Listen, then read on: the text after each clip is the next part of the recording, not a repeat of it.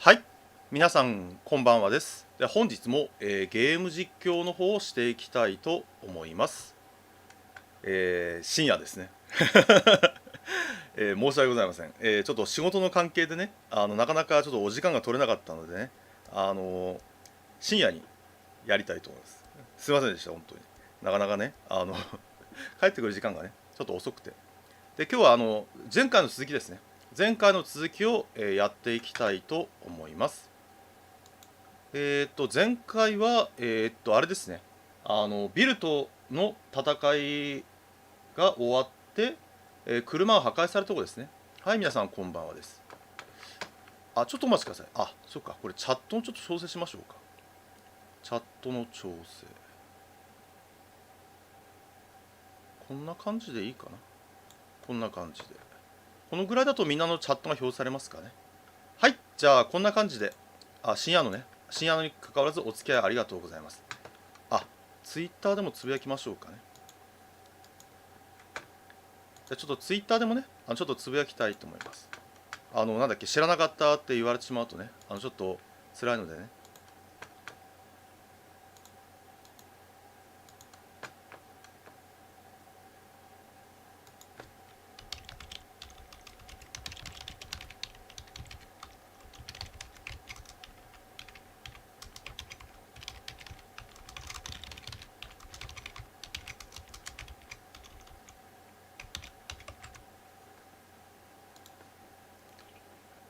よし、じゃあやりましょうか。じゃあ前回の続きを、やっていきたいと思います。じゃあ行きましょうか。早速。こっからですね。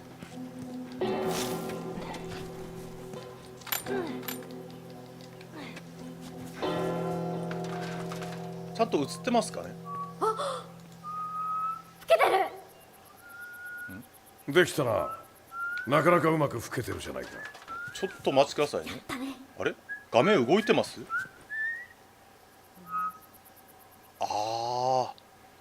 画面がちょっと遅れてるかもしれない。大丈夫かな。実はゲームをちょっと後で実況を見たら、なんだっけ、ゲームの画面がなんだっけ、ちょっと画質が悪かったんですね。なのでそっか、まあ実況は仕方がないか、ごめんなさい。もしかしたら私のプレイ画面から皆さんの見てる実況画面が下手すると1分ぐらい遅れてる。1分ぐらい、なんだっけ、低遅延にしたなんだっけ、遅延をなんだっけ、画質を上げたんですよ。で画質上げた結果、なんだっけ、画面に表示されるのがもしかしたらなんだっけ、なんだっけ、1分ぐらい遅れてます。1分ぐらいだから、なんだっけ、申し訳ない、1分ぐらい遅れてるかもしれませんのでね、本当に申し訳ございません。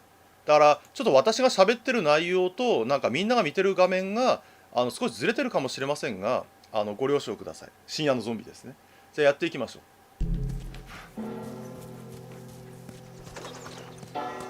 う。どうしても画質上げるとね、遅延がすごいんですよ。なんだっけ、配信画面のね。エリーが喜ぶわ。これがあれですね、エリーが見てた漫画ですね。これエリーが見てた漫画。こうやってストーリーが見れるんですよ。ストーリーが画質を今回上げましさらに上げましたんで、遅延がちょっと発生してるかもしれません。申し訳ございません。難しいよね。画質を上げると遅延が発生してしまうっていうのがやっぱ生配信の問題点ですよね。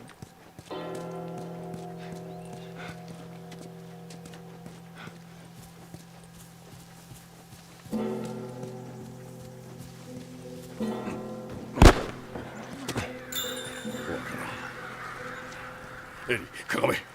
で今回の相手は隠れるんだ。なんだっけ、感染者っていうよりはなんだっけ、ハンター、人間ですね。今回の相手は、人間になってます。人間。おや、動揺してるな。もし打ち方を教えてほしければ俺が教えるぜ。勝手に言ってろ。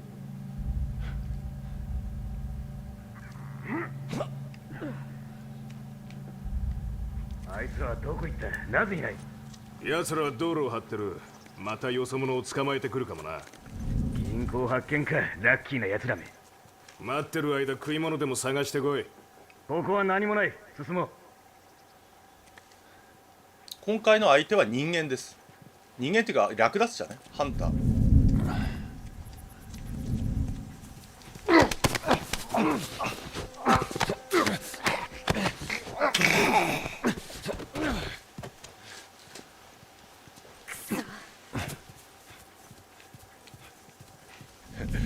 でもこれさ、どっちが略奪者だってなんだっけ、あの話ですけどね。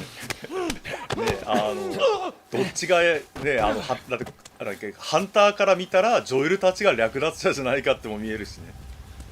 ゾンビ映画あるあるですね。ゾンビ作品あるあるですよ。なんだっけ、あれなんだっけ、ウォーキングデッド。はい、こんばんはです。ウォーキングデッドとかそうでしょ。でここで以前エリーちゃんとのエリーちゃんがエリーちゃんバグってる。エリーちゃんでここでエリーちゃんとの会話が発生するんですよね。ちょっとブラブラします。ちょっとブラブラね。これ登っちゃダメだ。登っちゃうと会話ダメになっちゃうんだ。エリーちゃん会話して。なんだっけ、確かなんだっけ、ジョーク集だっけ、ジョーク集確か。エリーちゃん喋ってエリーちゃん喋って。これねすごいランダムなんですよエリーちゃん喋って。ねえ、そのバスの上に登れない？で多分これ喋ってくれるかな、ジョーク集。エリーちゃんあ、ほらほら、来ました。空気を明るくしよう。来ました。これいい？封筒にいろんなものを入れても無駄だって。封筒売らないから。それはなんだ？ジョーク集、ダジャレと言わないで。第2巻、ウィル・リビングストン。さっさと行こう。南北戦争での南軍の暑さ対策は？南北戦争。ああ、好きな調味料はサウスソースかな。父の部屋に入ったらブラでつまずいた。実に無念だ。本が頭に入った。でも取り寄せない待って、間違えた。待って、もう一度読め本が頭に入った。でも取り出せない失敗。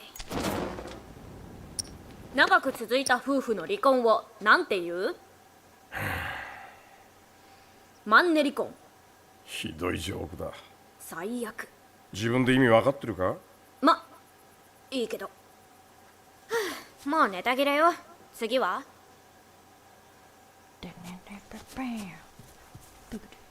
はい、これで OK。これでエリーちゃんのジョーク集っていうイベントフラグが立ちました。イベントフラグだから次はなんだっけ、なんだっけ、また違う場所に行くとエリーちゃんのジョーク集が聞けるようになりました。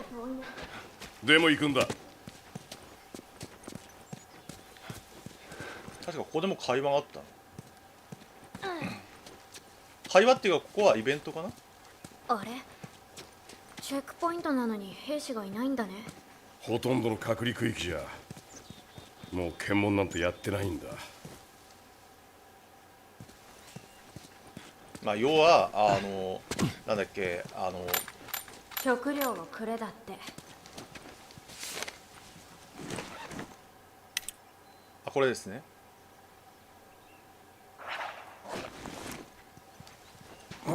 なんであげなかったの？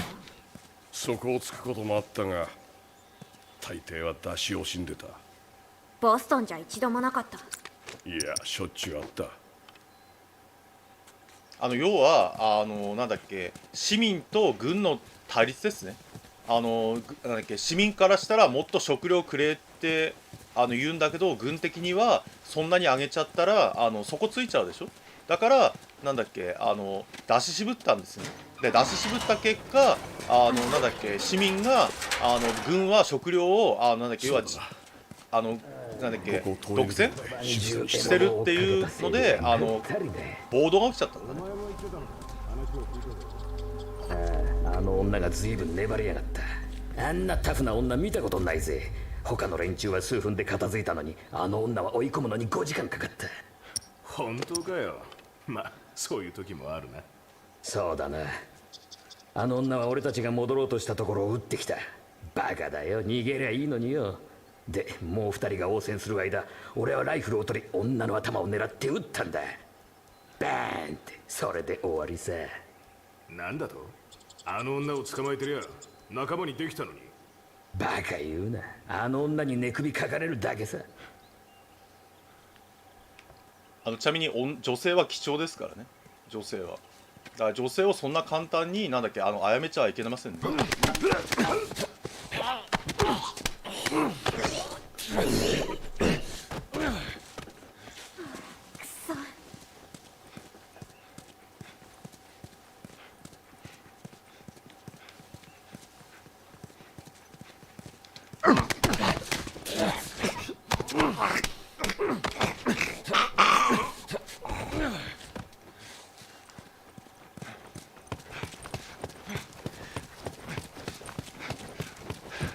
ちなみにさすがにダッシュで近づくとバレますね。人間でもさすがにダッシュで近づくと気が疲れちゃうんでね。だから途中まではダッシュして近づくときはランニング軽いランニングに切り替えないといけないです。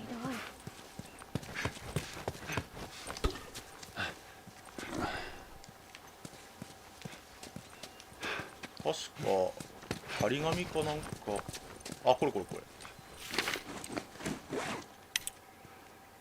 反逆者ですね。反逆者、要は治安反逆者は治安を守るために処刑するってやつですね。反逆者というか要はボートですね。ボート。ボスマンが流れを広げたいらしい。え、新米ヘッドがくだらんたわごとだ。今は見張りも十分だからでかい防衛境界線が張れるらしい。それが何になるってんだ。さあ、ガソリンを見つけてもっと発電機を動かせるとかかな。俺は映写機を直して映画を見たいよ。ちょっと明るさ調整します。そんなのあるわけないさ。確証の話は今までに何度も聞いてる。だが俺たちがやろうとするたびに仲間が大勢殺されてるんだ。そうかな、今回は違うさ。期待するな。その方が長生きできるぞ、若造。若い人ほど無理をしたがるっていう話ですね。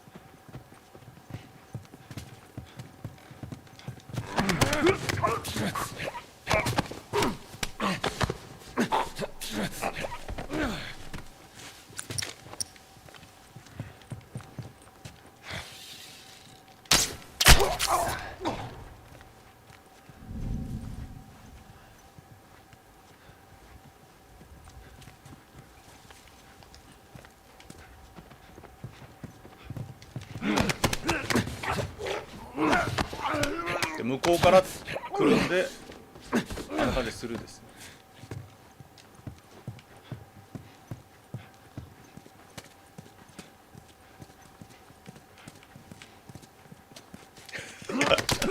ガバガバです。相変わらずガバガバですね。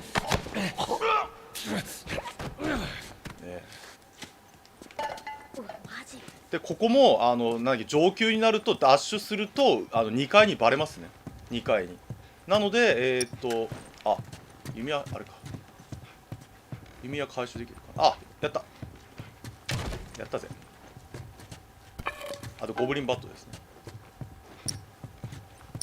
この弓矢がね本当に貴重だからね。弓矢をこのゲームはね弓矢をうまく使えば本当にね簡単なゲームですからね。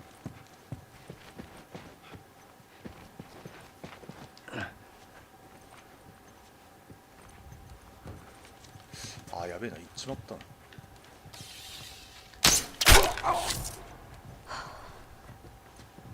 今折れてないことを祈りましょうね。弓矢が折れてないことを祈りたいと思います。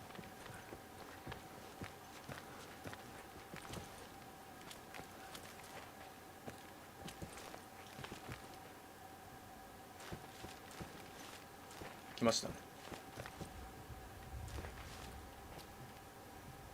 でもこの人たちはなんでこんな図書館を見回ってるんでしょうかね。見回る必要性がないと思うんだけどね。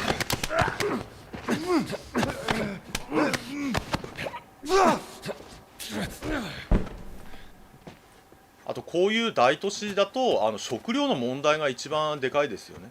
食料問題。はい、こんばんはです。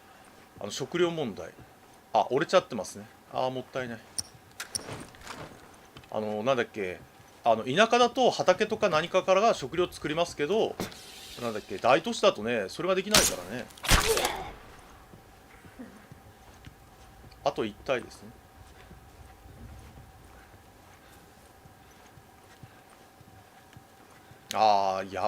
でもね、結構ね、なんだっけ、命中す、なんだっけ、その完成度の高い矢を作るのが意外と難しいらしいですけどね。なんだっけ、作ってもなんかほら、そのまっすぐ飛ばないとか、なんだっけ、そのなんだっけ、その弓でパーンって打っても折れちゃうとか、そういうのは多いらしいですよね。これちなみに見つかると援軍呼ばれます。見つかっちゃうと援軍今のは呼危なかったばれちゃいます。でここでも宇宙の果てを目指して耐えて生き抜け。なんだって。スターライトだよ。図書館で可能性はありますね。お気に入りの漫画で戦いの後に主人公が言うんだ。耐えて生き抜け。そう。分かった。でここでもエリーちゃんのジョーク集がありますね。これもランダムですこれもランダムなんでね。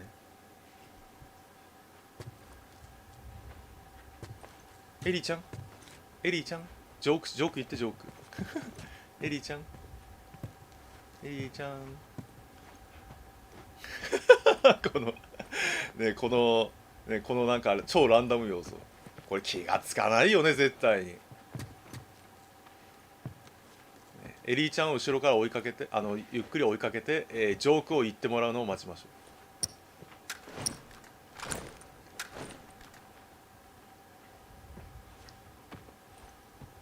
う。エリーちゃんエリーちゃん、エリーちゃんちなみにこれジョーク言わなかった場合はリセットですなんと、チェックポイントがやり直しですね。マジで。トロフィーコンプリートするためには、エリーちゃんのジョーク集を聞くってあるんですよ。ジョークどう？来ました。パン屋がレシピを上げると脂肪が多くなる。あげるから。もう分かった。月の岩は地球のより進んでる。同じ性能で重さは6分の1もう本当にバカ。左寄りの詩人はすぐ開業する。お前笑えるか。嘘。石鹸中毒だったんだ。足を洗ったけどそのジョークは初めて聞いた。分かった、もうやめとく今は。はい、OK。はい、OK です。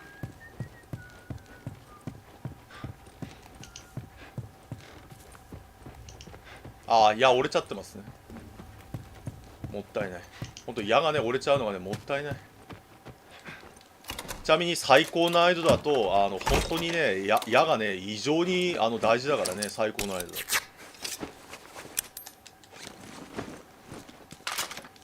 と。ちなみに矢は見つかってなければ即死ですね。見つかってなければなんだっけ、見つかってなければ即死で、見つかってるとなんだっけ、人間普通の人間でも即死しません。だからなんだっけ、だからステルスキル用ですね、矢は。見つかってしまったらショットガンとか撃った方が全然効果がありますね。でだから見つかってなければ矢は最強ってやつですね。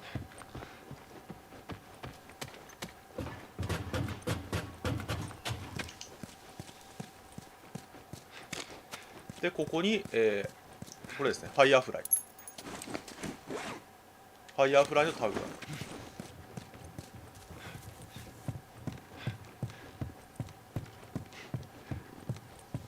で難易度が低いとここにもねアイテムあるんだよね。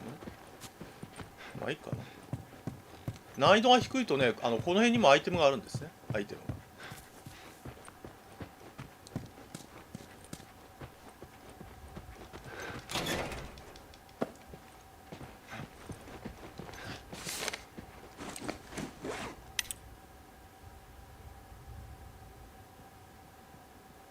まあこれは要は隔離地域が反乱軍がやられそうなんで指示をお願いしますっていう手紙ですね。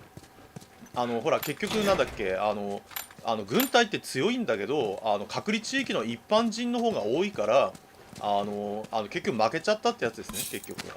結局まあそうだね、やっぱほらなんだっけよくある話ですよねよくあるなんだっけ一般市民が暴動を起こして軍が押さえつけられなくなっちゃってなんだっけ負けてしまうっていうよくあるパターンですよね。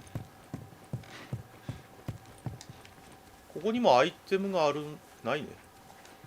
はい、じゃあ進みましょうか。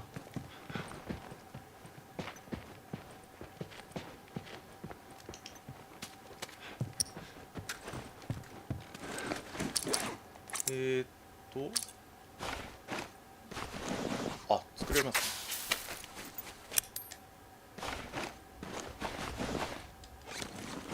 アイテムがもう持ちきれないのはステルスキルやってるからですね。ステルスキルやってるとなんだっけ基本的にこんな感じでアイテムがいっぱいになります。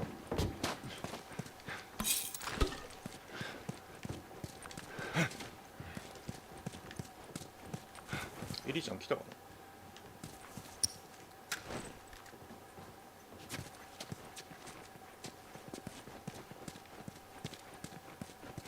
これですね。兵士を吊るすなんてイカれてる。追い詰められた人間はどんなことでもやるさ。怒った人間もね。この町のやつらとか。おそらくな。まあこの結果この地域は崩壊したんですね。要は軍が仕切ってたんでまあなんとか治安が守られてたんですけど、とにかく行ってみよう軍がいなくなった結果治安が悪くなってこの隔離地域が崩壊したってやつですね。気をつけて飛び降りろ。まあ誰もほらねなんだっけなんだっけ統制を取らなければそうなっちゃいますからね結局は。軍が警察みたいな役割だったって話ですね結局は。かがむんだ。奴らがいる。早くしろ。よし行こ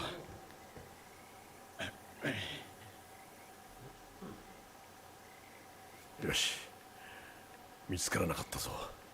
そういうことは無法地帯ね。だから女性とか子供が全然いないって話ですね。近づいた。要は弱い者が真っ先にダメージ食らいますからね。行こでここもエリーちゃんとの会話ですね。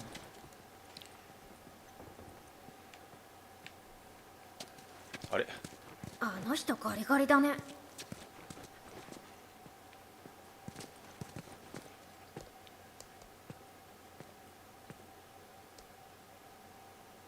食べ物はいっぱいあったんでしょ。う。もちろんだが食べないやつもいたんだ。なんでなの？痩せるため。何それ。これは面白いのがエリーちゃんは世界が崩壊した後の世界で生まれた子供なんでなんだっけ痩せるために食べないっていうのは理解できないんですね。なんでかっていうと腹いっぱい物が食べれるっていうのを経験してないから。だからよくありますよね。昔ほら戦争の時になんだっけみんながなんか望んでたのはなんだっけお腹いっぱいご飯が食べたいって言ってたでしょ。だからそういう状態なんですね結局。よし、開いた。だからエリーちゃんとかみたいに世界崩壊後の世界しか知らない人だとなぜ痩せるためにそもそもなぜ痩せなくちゃいけないのかっていう状態なんでしょうね結局は。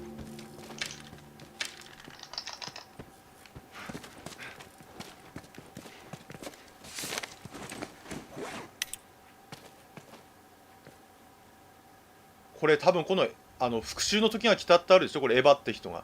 多分これがさっきハンターたちが言っていた変な女ってそんなやつ。考え方じゃ勝者はいない。さっきほらハンターたちが変な女が襲いかかってきたって言ったでしょ。多分この女性じゃないかな、多分この女性。ね、復讐の時が来たって言ったでしょ。だから多分この女性じゃないかな、多分。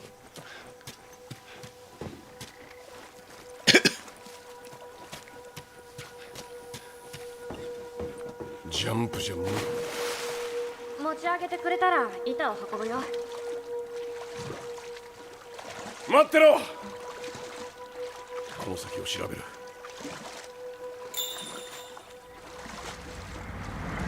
まさかの軍用車です。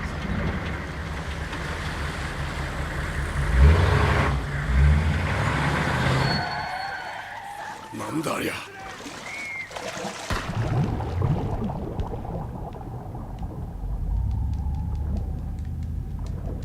軍用車がなんだっけ暴れまくってる。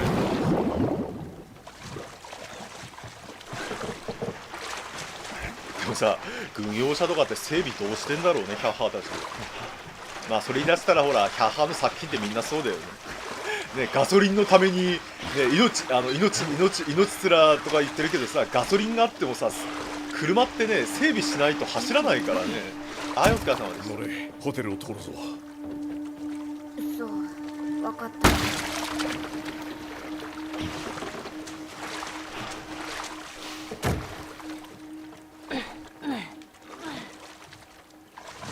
まあ、そういうのは気にしちゃいけないでしょうね。同じように板を置け。ヒャッハーの世界あるあるですよね。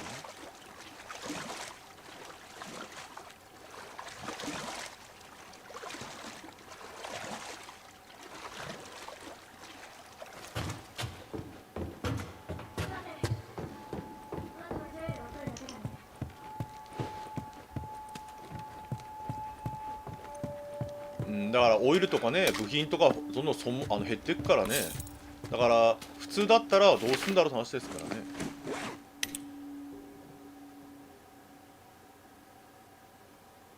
これは物証これヒント。さっきの赤い部屋にバッテンマークあったでしょ、バッテンマーク。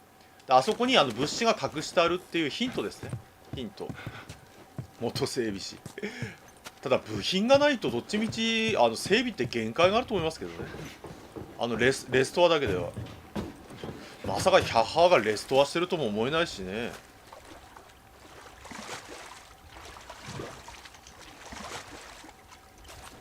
おわ、ひどい匂い。ああ、木が腐ってる。カフェにはよく行ってた？ああ、しょっちゅうな。何を注文するの？ただのコーヒーだ。で今このジョエルがただのコーヒーだって言ったのが面白くて、要はこの時代にはもうコーヒーっていうのがないんですよ。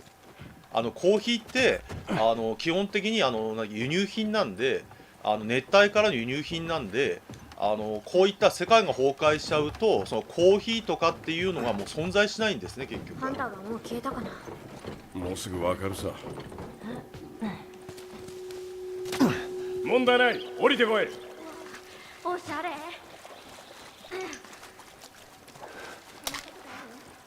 だからコーヒーとかなんだっけ、ほんとベーコンとかそういったものは全部貴重品になっちゃってるんですね。高すぎて止まれなかった。素敵だね。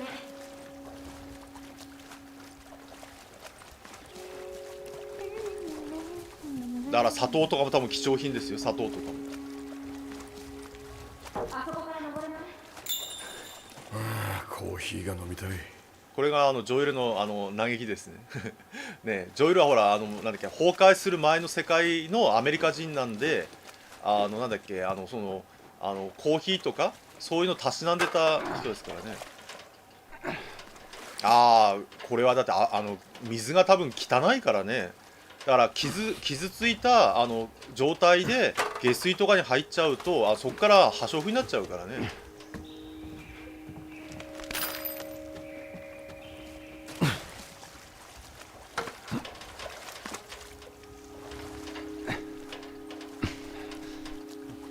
あとはなんか靴とかで水が入っちゃうと車を知るためにああ、その可能性もあるね。その可能性もあるね。上がれ。その可能性も。ハンターが車を修理するための本を探したっていう可能性もあるね、確かに。了解。で、ここでエリちゃんまだジョーク集ですね。最後のジョーク集だったかな。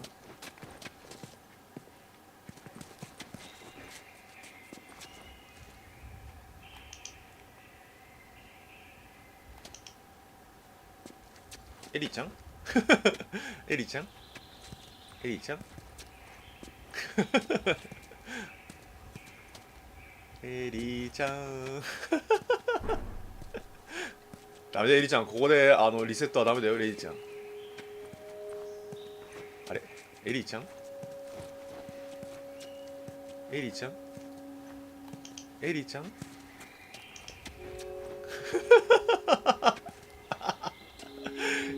ねえ、嫌な予感が、ねえ、エリちゃんエリちゃんエリちゃん、ジョーク集はエリちゃんジョークはジョーク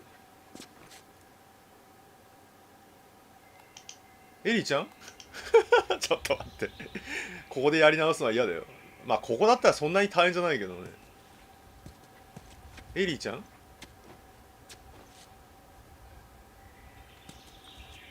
これよくあるんだ。本当にこういうのはよくあるんだ。エリちゃん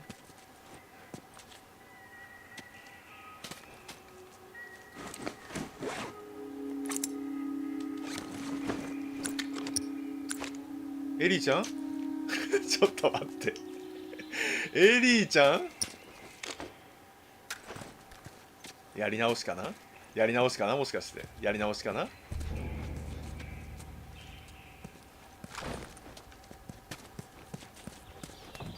ちょっと待ってね。ちょっと待ってね。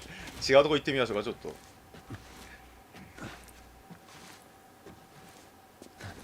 あ、ちなみにジョークはここで終わりです。ジョークはここで終わり。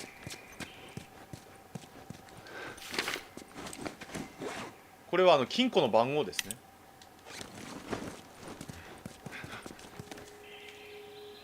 で、金庫はさっきありましたね。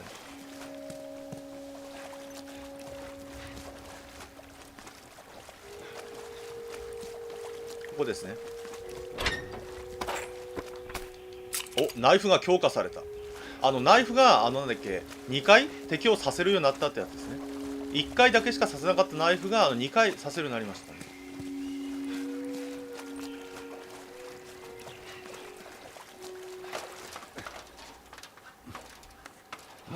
エリーちゃんよし。あ、来ました。切り替えよう。来ました。よかったよかった。さっき霧をつかもうとしてミスとした。ウハウハじゃないのはサハ。そう笑えるよねお寿司を食べた後で水兵が言う言葉はわからん。なんだ。ポパイお腹いっぱい。わかんない世界滅亡系ジョークは面白い？滅法。もうおしまい。ネタ切れよ。あ、ちょっとお待ちくださいね。これ調整するの難しいよね、これ。このコメントをね、調整するのが難しいよね。こんな感じでいいか。こんな感じ。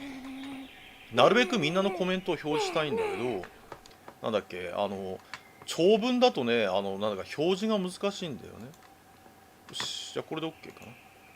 はい、じゃあ進めていきましょうか。さあ、いよいよヒャッハーとの戦いですね。気をつけろ。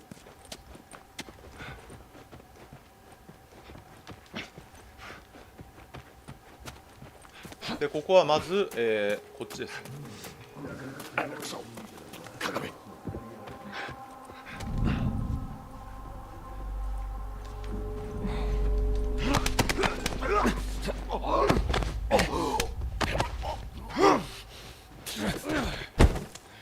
あ、ただエリちゃんとの会話ありますよ。エリちゃんとの会話は。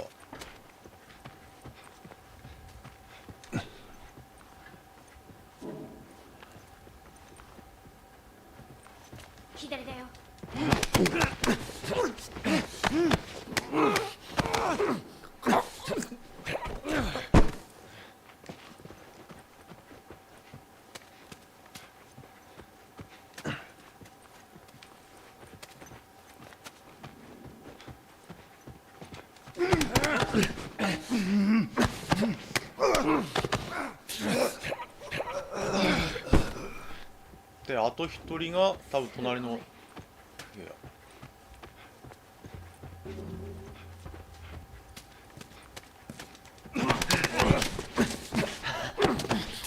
これさジョエルさんさ一体何人本当にね、だからこれすごいのがエリーちゃんとのこの旅で一体ジョエルさんは一体何人の人間を殺めたんだろうね。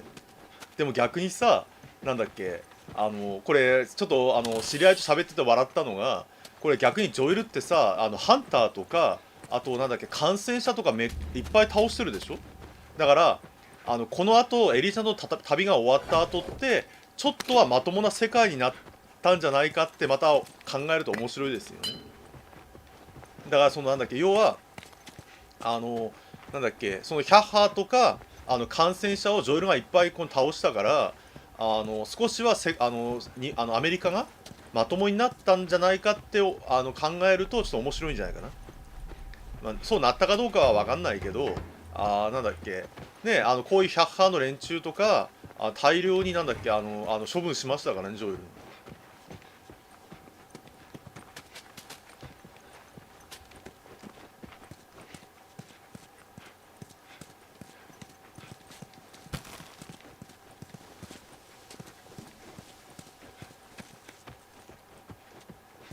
ここが正解ルートだね。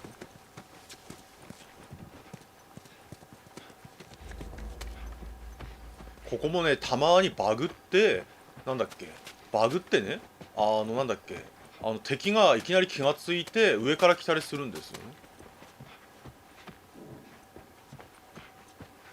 ここはさっきのところね、これさっきこっからの横に2をやるとそれが実は分かるんですけどね、2ではジョエルの行動とかの影響があったっていうのが実は2でちょっと出るんですよね、2で。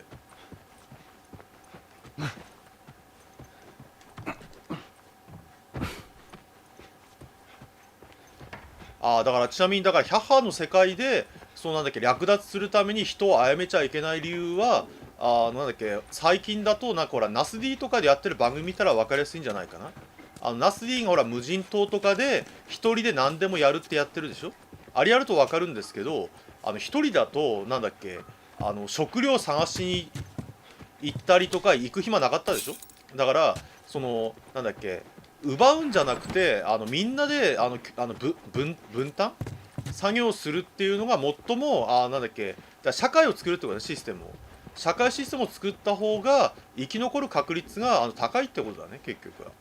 だからなんかなんか他人から物を奪ってなんだっけ他人から物を奪って自分だけがいいって生活やっちゃうとなんだっけ結局なんだか自分の自分の首を絞めちゃってる状態になっちゃうのかな、結局は。だからみんなで分担ね、作業の分担ね、作業の。だからあなたがなんだっけ食料を探すとか、あなたは警備するとか、なんか例えば畑やる人となんだっけなんだっけ狩猟に行く人とか、あとはなんだっけ物資を探しに行く人とか、いろいろ分担すればその分生き残る確率が高いってやつだね。だから最近はねアフリカのチーターとかですらねオス同士が組んで狩りしてますからね。気持ち悪い。楽な道を選んだんだね。楽なんかじゃない。クリッカーやハンターにやられるよりはマシってだけだ。本当だ、簡単じゃない。これ多分ね今これすごい重い言葉で、多分ほらジョエルは娘さんを失ったでしょ。だから自分もこの楽になる道を考えたのかもしれないよね、楽になる道を。だからなんだっけこの楽になる道は楽じゃないって言ってるのは多分本人の経験談なんでしょうね、多分経験談。で確かいますね。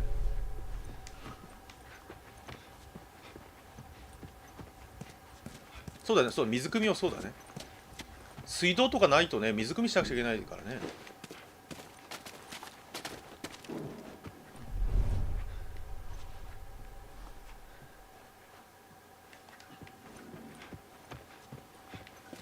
エリちゃん止まっちゃってる。これあれか、ちょっと進まないとあれか来ないか。来ましたね。ああ聞こえた。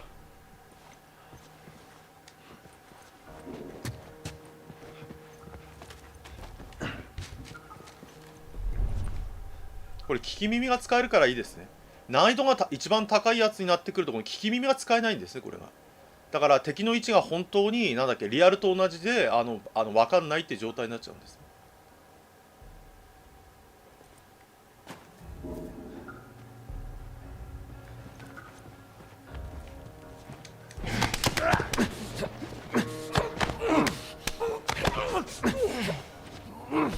だからだからなんだっけ意外とねお湯を沸かすのも大変ですからね。お湯を沸かすっていうのもだからなんだっけそのなんだっけだから本当にね温泉とかなんだっけ天然のお湯があるっていうのは楽ですよね、そういう意味では。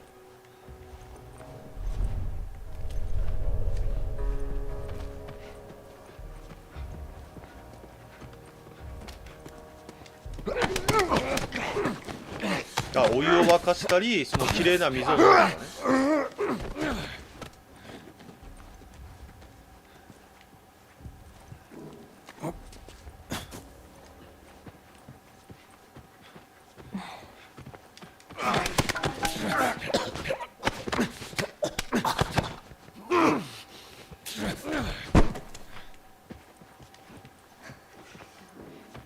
なんだっけ意外と知らない人が多いのはなんだっけお湯はほら木を燃やせばいいじゃんと思う人いるでしょ。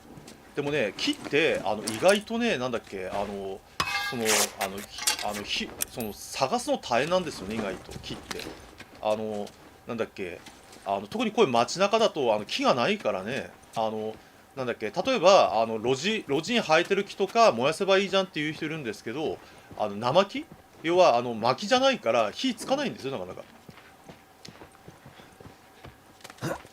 あとなんだっけ薪って言って木を切ってから乾燥させないと水分が多くて火がつかないんですよね、火が。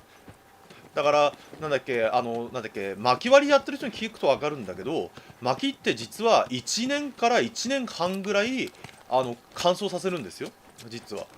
切った後薪小屋に入れて1年から1年半ぐらいなんだっけ乾燥させないと使い物にならないんですね。だからほらよく昔はなんか落ち葉とかなんだっけ落ち木倒れてる木とかを拾って木の代わりにした理由はそれなんですよね、結局は。あっちにもね確かいるんだよ。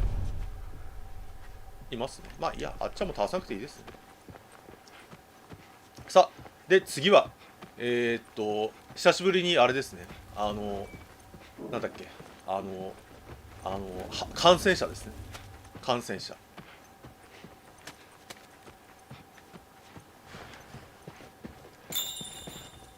ねえエレベーターの中にはしごがあるみたい。待ってろ、開けてみよ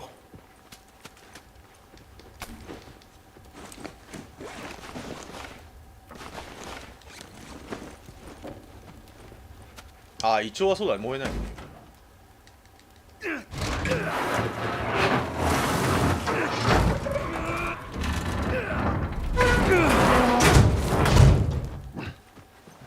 とにかく行ってみよう。ちょっと狭いがいける。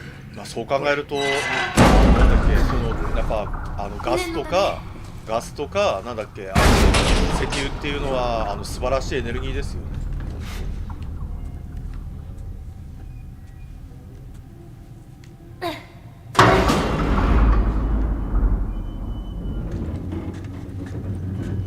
登る場所を探せ。いいな、行くぞ。よし、行け。そうだね、キャンプやってる人ならわかるか。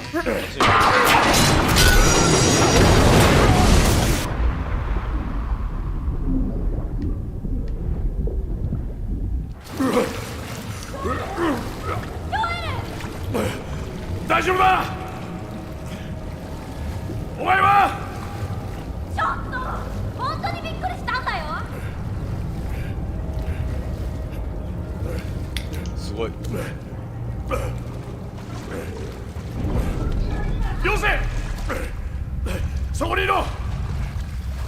俺がそこに行くから。廃材ね、廃材。廃材がいいのはそれが理由ですよね。廃材、廃材。廃材がすげえなんだっけ喜ばれるのは、廃材は乾燥してるんで、着火剤としてすごいいいですからね、廃材は。だからよく廃材もらってる人がいますよね。廃材もらってる人とか。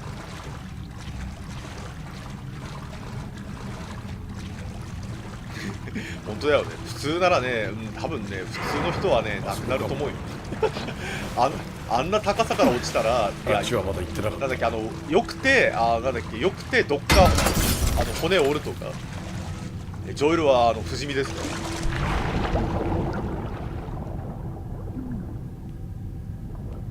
ら。ちなみに、リスナーさんの要望で、次のゲームこれやってほしいって言われたゲームは、早速買ってきました。なんだっけ、1本なんだっけ、1万円とかソフトじゃないんで、買ってきました。なので、このゲーム、ラストバス終わったらね、お楽しみにしてください。任天堂スイッチのゲームですね。任天堂さんのゲームなんでね。ドアじゃないかな。やったことないです。やったことないんでね、お楽しみに。なんだっけ、なんだっけ、1本10万円とかのソフトでなければね、皆さんのなんか要望を書いていただければ、実況ができそうなゲームだったらやります。メーカーさん的にやっちゃダメですっていうのはやりませんけど、なんだっけ、メーカーさん的になんか大丈夫そうなゲームだったらやりますんでね。まあ、任天堂さんとかね、ゲーム実況 OK って言われてるメーカーさんは基本的にやりますんで、ご安心してください。まあ、あとは外国のメーカーさんかな。海外のメーカーさんは基本的にゲーム実況はOK の人がほとんど OK なんでね。海外はどっちかっていうとゲーム実況を宣伝だと思ってるんで、なんだっけ、ほら、なんか前ありましたよね。なんだっけ、ゲームをやってくださいって。ゲーム。どういうことかっていうと、ムービーシーンの、なんだっけ、編集とかをじゃなくて、ゲームね。ゲーム。要は、なんだっけ、そのゲームをやっていただくんだったらいいですっていうメーカーさんは多いですよね。ゲーム。だから、例えばムービーシーンだけを、なんだっけ、編集して動画にするとか、そういうのはダメですっていう人がやっぱ多いですよね。外国は。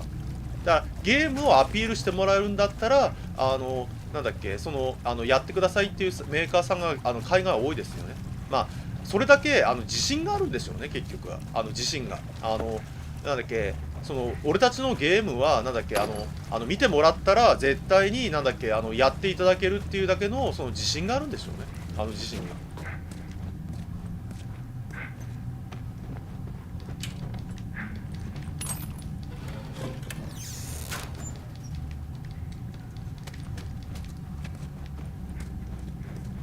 よし、ここからバトルですね。ここからはストーカーというなんだっけ、感染者とのバトルですね。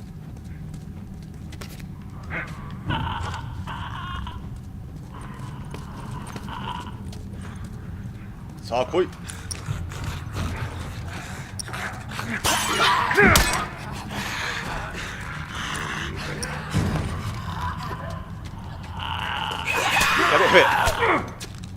やべやべ。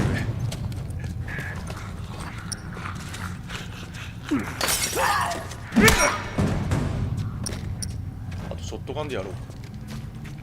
来るか。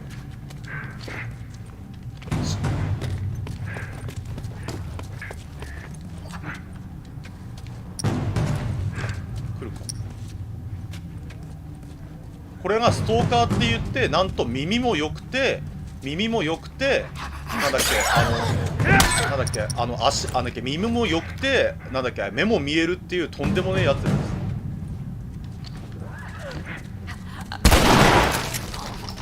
一番厄介な連中です。耳も良くて、なんだっけ、なんだっけ、なんだっけ、目も見えるっていうんでね。だから今のストーカーっていうのがすごい厄介。しかもね、隠れるんだよ、あいつら隠れるの。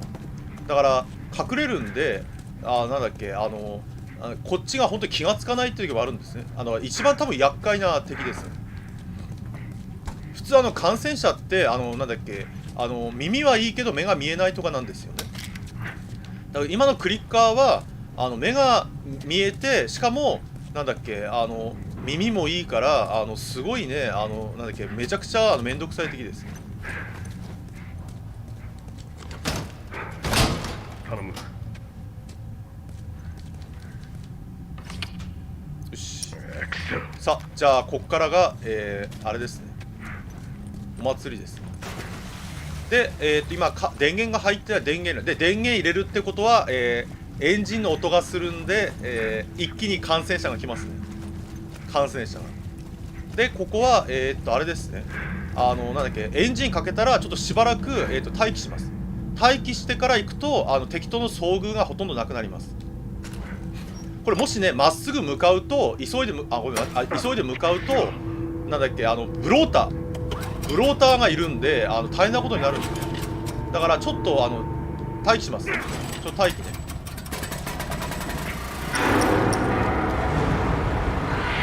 声が聞こえます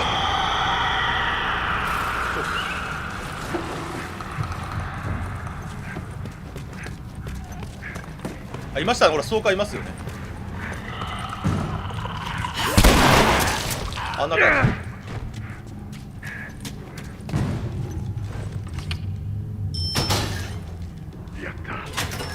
はい、こんな感じです。だから今もしなんだっけ急いで上に登ろうとすると下手するとブローターがいるんでもうたくさんだ。エリア探そう。大変なことになるんですね。ブローターと鉢合わせするんでこの難易度だったら倒せますけど、最高難易度だとなんだっけ弾が終わりですね終わりですね。なんでこんなに詳しいのかっていうと、最高難易度を、クリアするために何度も死んだからです最高難易度をクリアするために、何回、リトライしたかわからないからですもうね最高難易度がね本当にねやばすぎて、なんだっけ本当にねもう何回コンティニューしたかわからない。ちなみにこんなのクリアできるかっていうくらいでしたね本当になんだっけもうねなんだっけなんだっけだから今さ簡単にやってるように見えるでしょ。これねほんと難しいんだよ本当に。だからなんだっけそこまで行くためにどんだけ本当に苦労したかって話ですからね。体で覚えました。体でね借款かな、体でね覚えました。体で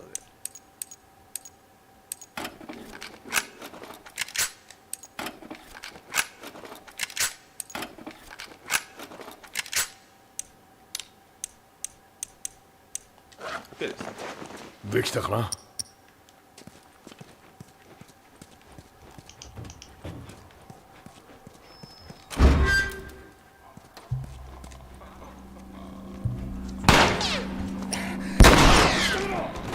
やったぞ。よくやった。噛まれたか。今日は大丈夫だ。お前は？今日は大丈夫。よし、手分けしてまだこいつらの残りがいないかを調べるんだ。今のさ今日は大丈夫って言ってるのは気になるんだけどねじゃあ昨日はダメだったんですかって話だよね。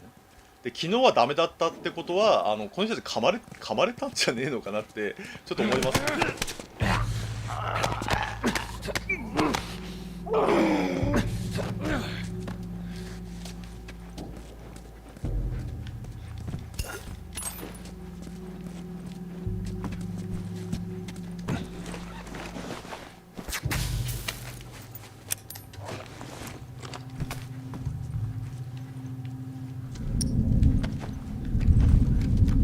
危ない。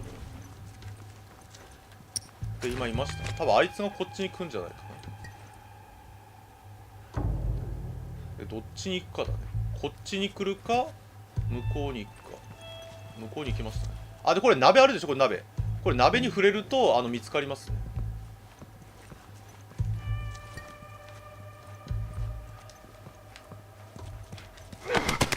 それ知らなくてなんだっけ鍋にぶつかってカコーンと音がして見つかったっていうやつはね3回ぐらい経験してますね3回ぐらい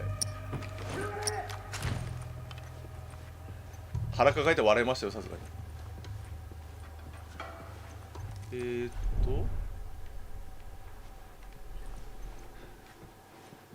ここはこうすんの。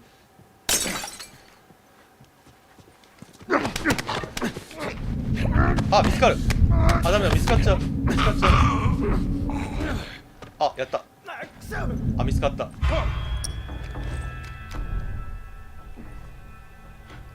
見つかったってことは、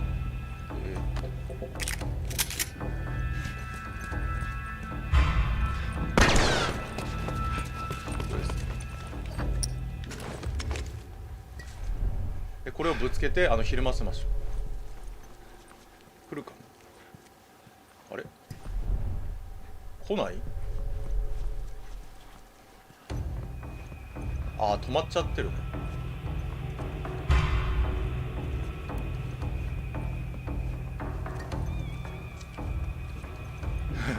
止まっちゃってる。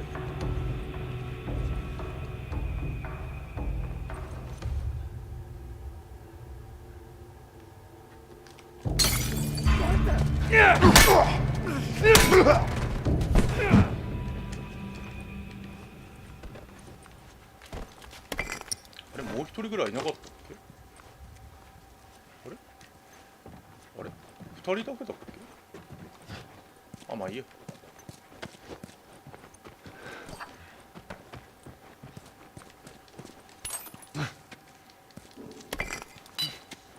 よし、じゃあ進めましょう。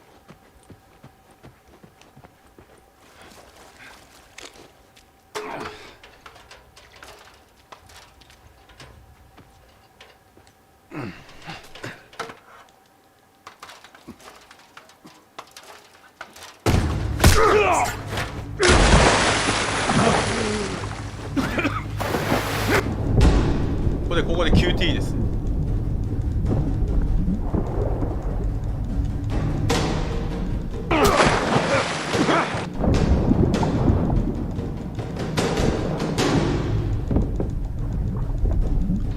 これちなみに四角ボタン連打しないともちろんゲームオーバーです。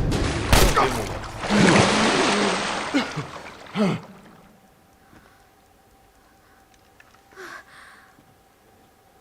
私が殺しちゃったんだね。そうだな。ムカムカする。だから下がってろって言ったろ。おかげで助かったんじゃない。俺の頭も吹き飛ぶかと思ったよ、クソガキが。何なのその態度。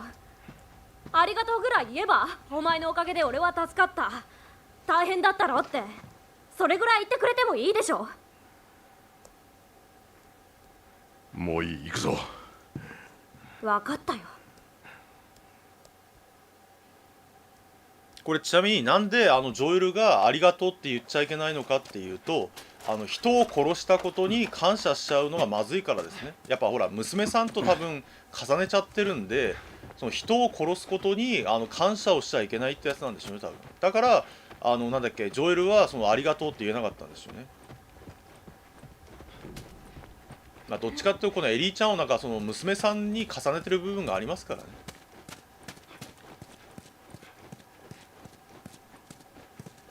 そこで待ってろ。もちろん。どこへも行かない。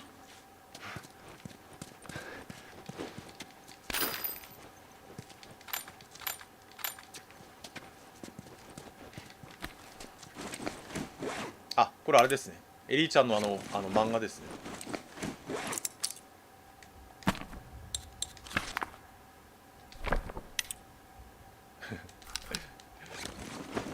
まあなんだっけ、こういう漫画って多分なんだっけ、その貴重でしょうね。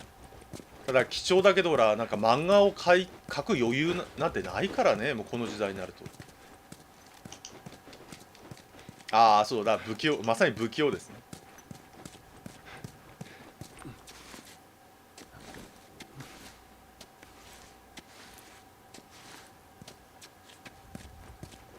さあ今アイテムがいっぱい手に入ってるってことは、次がバトルですね。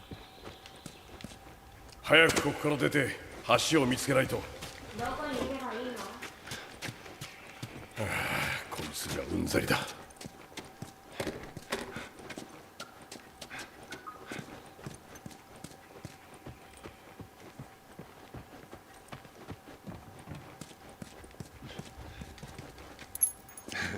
なぜかトイレにありました。ハンターフライのタグが。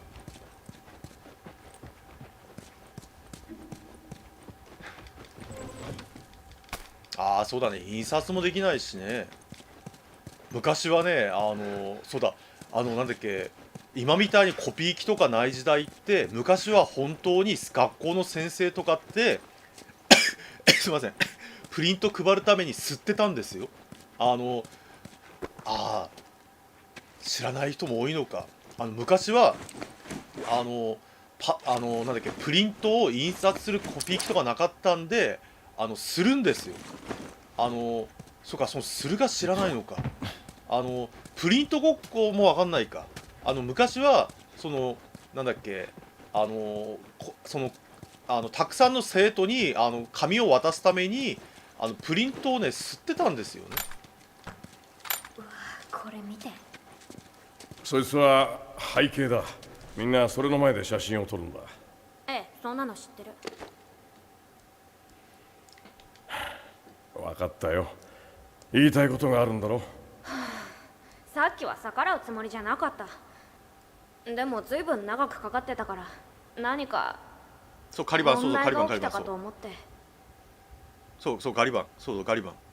知ってる人いるね。よかったよかったねえ、そんなのあるんですかって言われたらちょっと悲しくなっちゃったんで。そう、ガリバン印刷、そうそう、学校の先生がなんだっけ、なんだっけ、学校の先生が授業終わった後にそれでねいつも吸ってたんですよ。小学校だから今の多分50代以上の人は知ってるかな。そうそうそうそう、だから印刷の意味の本当に知ってたのだから。気になってる人はガリバン印刷とか調べてみると多分出てくるんじゃないかな。本当に昔はね、そうやってコピー機とかないんでそうやって吸って子供たちにプリントとか配ってたんですよ。そうやって。だから今みたいになんだっけ、お前がどう思おうがいい。とにかく指示を守れ。分かってる。だけどもういいよ。ちょっとすみませんね。まあ見たことはないんじゃないかな。多分30代以下の方は多分見たことはないと思いますよ、多分。ちょっとお待ちくださいね実はね、今ね、横でね、明日のね、スケジュールのね、今ちょっとメールをね、開いてるんだ明日っていうか、正しくは今日ですね。今日のね、ちょっとお仕事のね、ちょっとメールをちょっと開いてるんで、ちょっとお待ちくださいちょっとお待ちくださいね。今日もね、この後3時間後ぐらいからもう仕事が始まるんでね、ね、皆さん、私の睡眠時間を誰も気にしてくれてないのが恐ろしいですよね。ね、誰も取引先の方が誰も私の睡眠時間を計算してないのが恐ろしいですよね、本当に。ね、恐ろしい。じゃあ進めていきましょうか。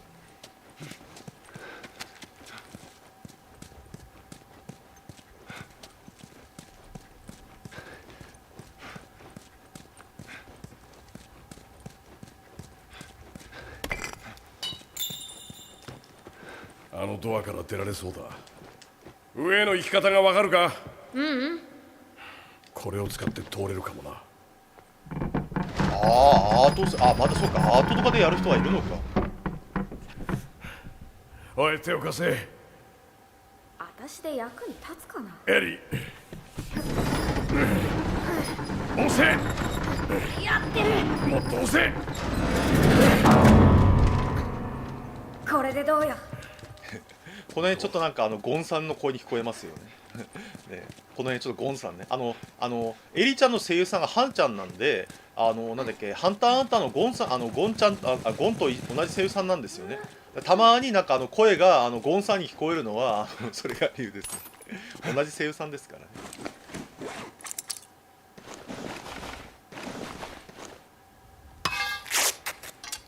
どうすっかな。これか。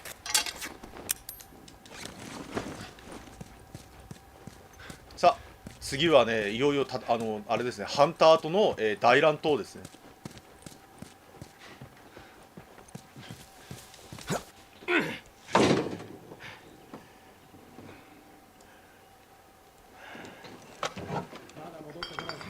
くそ。来い。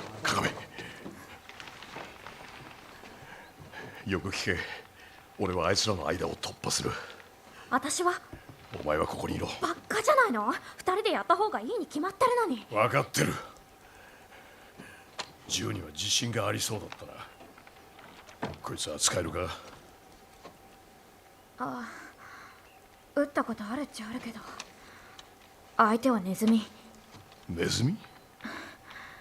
エアガンで。そうか、似たようなもんだ。構えろ。いいか、ものすごい衝撃だからストックに体重をかけろ。エアガンとは違う。分かった。ボルト引け。そこを掴んでスライドする、そう一発撃ったらすぐ新しい弾を込めるんだ。よく聞け。奴らに見つかったらお前の援護が頼りだ。いいな？任せといて。頼むぞ。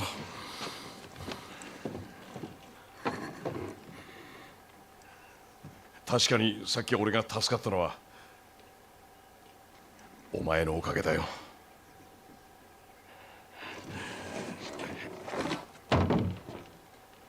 言えるじゃん。そうだね。あのバカ変なこきやがって。物を盗むんだったら見つかっちゃダメだ。俺だったら。みんな死んじまった。こいつ何を言ってるんだ。落ち着け。誰が死んだ？全員だ。何者かが76エリアの見張り全員を殺しやがった。くそ、ボスには言ったか？ああ、しっかり守れってさ。門を見張るんだ。よし、聞いたな。くまなく探せ。誰も通すなよ。皆殺しですからね。ね、まさかなんだっけ、ね、二人だ、この2人だけで皆殺しにしてるなんて誰も想像できませんからね。仲間のことが全員をやれるはずがない。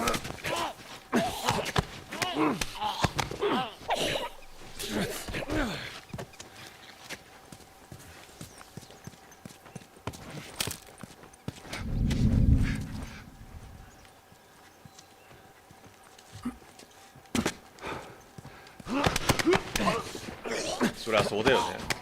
こんだけのね数をなんだっけなんだっけ殺害するんだったらそれなりの数が来てると思いますからね。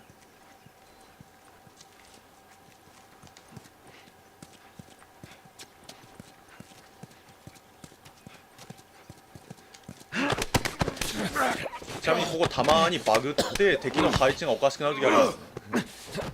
あれ上にいない。あれあれ今移動してんのか。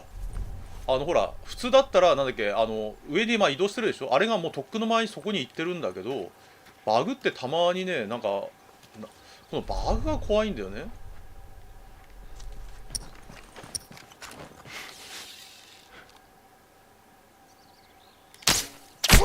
はい、オッケー。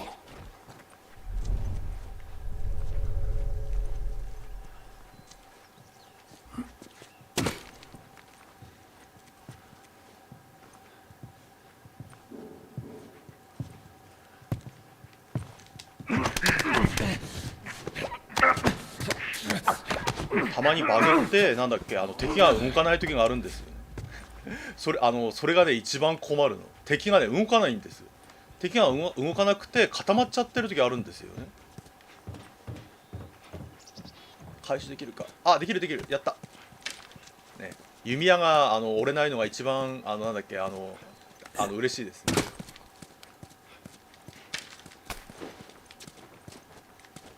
あとはこの下だっけ。下にいたはずだ。あ、あれこの下か。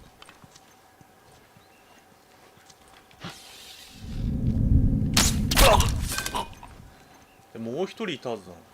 確かそれはこの下だ。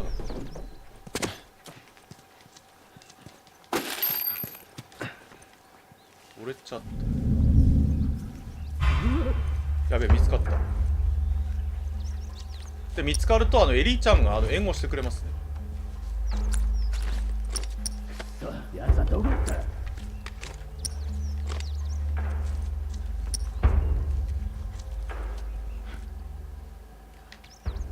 くそ。よくやったエリー。こんな感じです。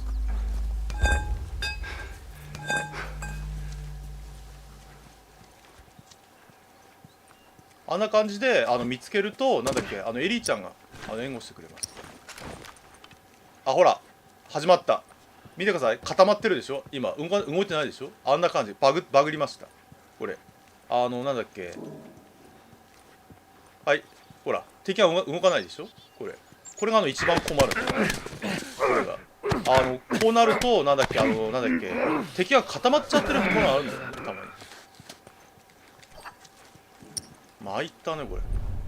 あ、ほら動かないでしょ。これはリセットすると敵が動き出します。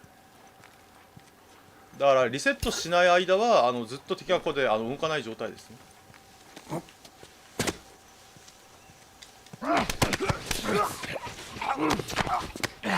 でもねさすがに配置は覚えました。このバグにはなんか危なくね。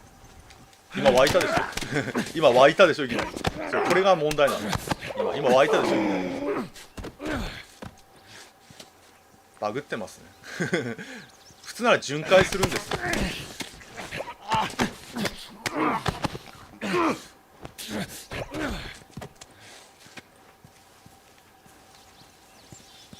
で、あと奥ですね。うわー、あれまずいな。あれまずいな3人見て、3人固まってるね。3人はどういう集まりなんだっけちょっと待って、3人ひでえな。これ届くかな。届かねえか。どうするあれ。いや多分ギリギリ届くかもしれない。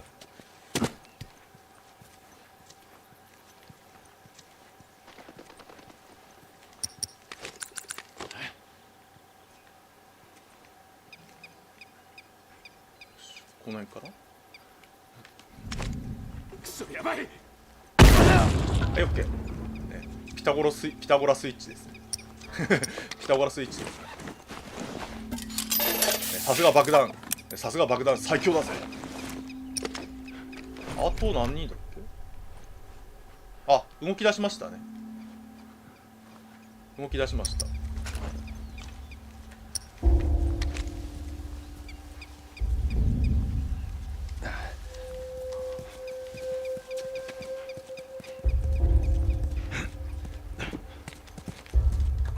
あそこだ。やべえ。ちょっと待って。あ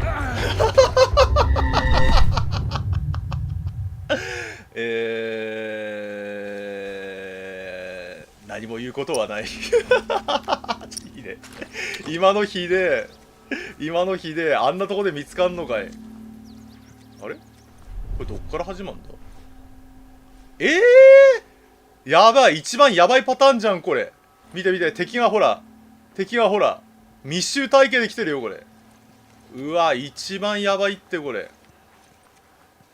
ダメなとこで死んじゃったなこれ。やばいってこれはね、逆にもう見つかった方がいいかもしれない。見つかってなんだっけ、エリーちゃんに援護を、任せた方がいいかもしれない。こうなるとステルスキルじゃなくてなんだっけ、もう見つかって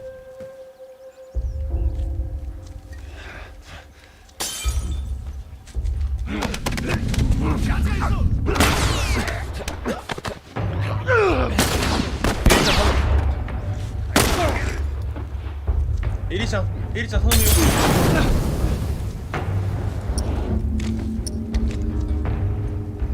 ここにいる。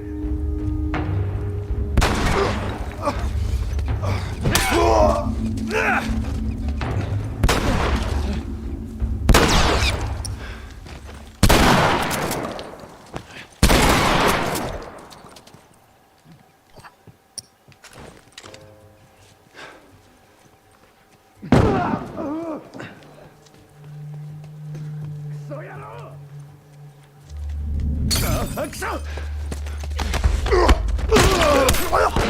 こうだ。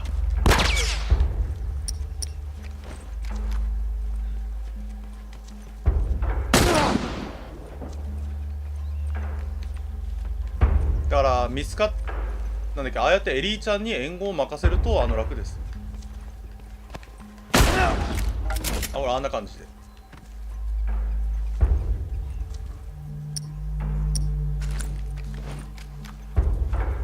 あれ、あと、あ、いたいたいた。は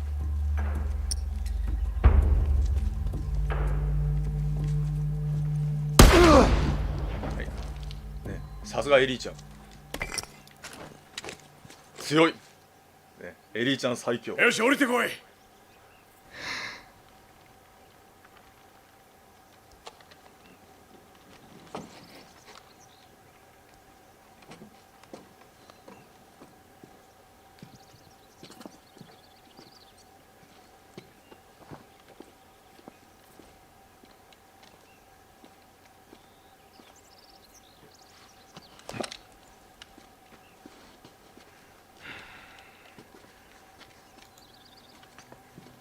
どうだった？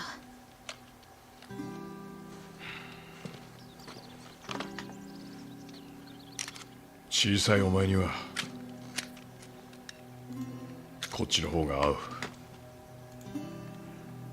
やばい時にだけ使え。分かった。伝説の損益ですね。はい、こんばんはです。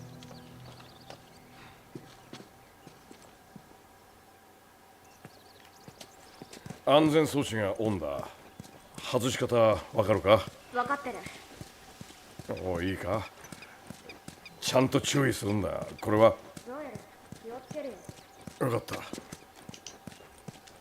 ちなみにあとプレステ3のゲームであれも結構、あ、4かなんだっけ、あれウォッチドックスも結構好きなんですよね。ウォッチドックスもなんだっけ、トロコンしたんですよ。ウォッチドックスもだ。もしなんだっけ、やるゲームがなんか決まんなかったらウォッチドックスもやってみるのいいかもしれないね。ウォッチドックスあれもね、なんだっけ、あれもステルスゲームなんで、基本的には多分ね、私ねステルスゲーム結構好きなんですよね。メタルギアとかもそうなんですけど、ステルスキルをするゲームが結構好きなんで、ウォッチドックスとかもそうなんですよね。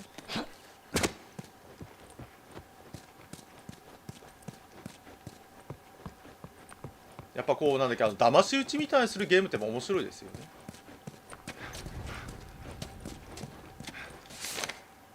ファイヤーフライのメモ。まあ要はここにファイヤーフライなんていらないってことね。これファイヤーフライなんてこの街にはいらないってことになったんです。だから見せしめにこうなってしまったってことですね。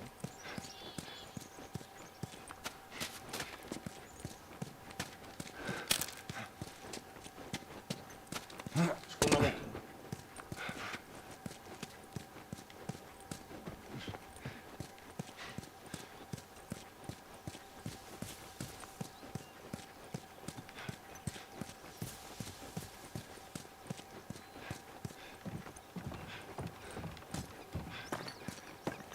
見てくださいこれ。だからこのハンターたちはこういうネズミネズミを食べてるんですね。結局ネズミをこうやって焼いて、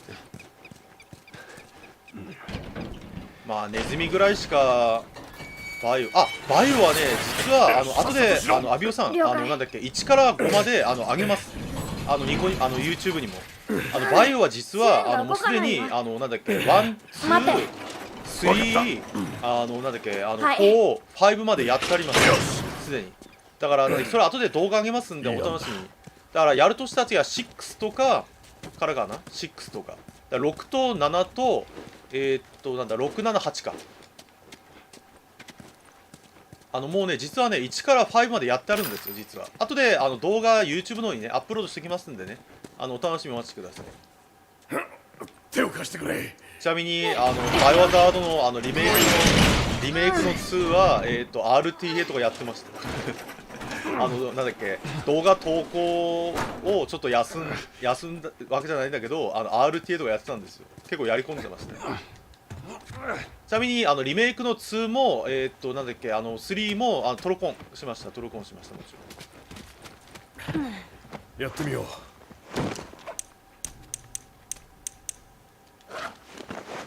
お楽しみにお待ちください。50だね。まずいぞ、伏せろ。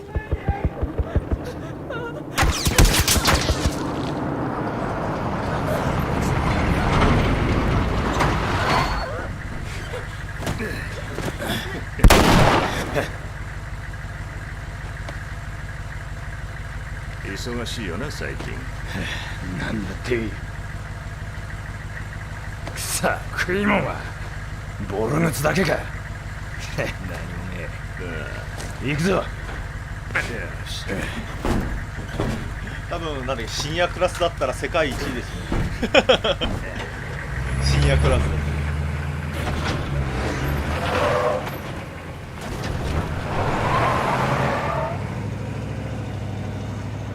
マジできることはなかった。わかるよ。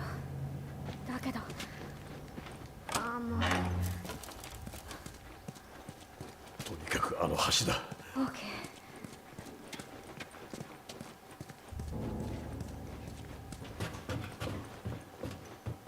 意外と私ね実はね意外とやってないのはゼルダシリーズなんですよね。ゼルダシリーズだからゼルダシリーズを初めから全部ちょっとやりたいです。やばいハンターだ。あとはトラックの2人組を見つけるだけか。あのトラックには軍隊で乗ってたのか。どうやって皆殺しにしたって言うんだ。もうなんだ、何か聞こえたぞ。ゼルダシリーズはね意外とやってないの私だからなんだっけ本当にねゼルダシリーズをなんか一からちょっとやってみたいですで今のやつは仲間を見捨てて逃げていった。私たちのことを怖がってるみたいね。だとしても油断するな。そうじゃなくてあなたが味方でよかった。これ褒め言葉ね。分かった。ブレスオブワイルドはね一応ねクリアしました。ブレスオブワイルドはただねあとなんだっけあれ夢見る島とかもクリアしたかな。ただねなんだっけディスクシステム版の1と2はねなんだっけわしほとんどやってないんだよ。あとなんだっけスーパーファミコン版とかちょうどね他のゲーム多分やってたと思うんで、だからゼルダシリーズとかをやってみたいですよ。ほらWii とか WiiU とかのゼルダとかも。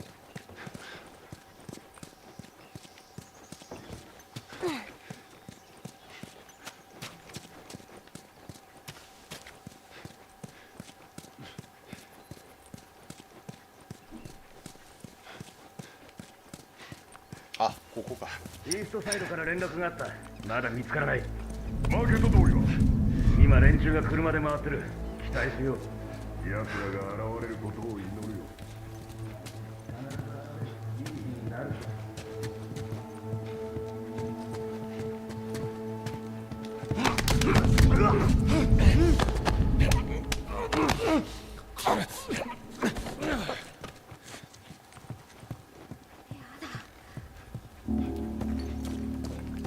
このノート型パソコンのモニターとかもなんだっけあれ触っちゃうとバレますあれあれすげえ罠なんですよね。あれノート型パソコンのパソコンのモニターも触れるとバレるんです。あれがめんどくさいんです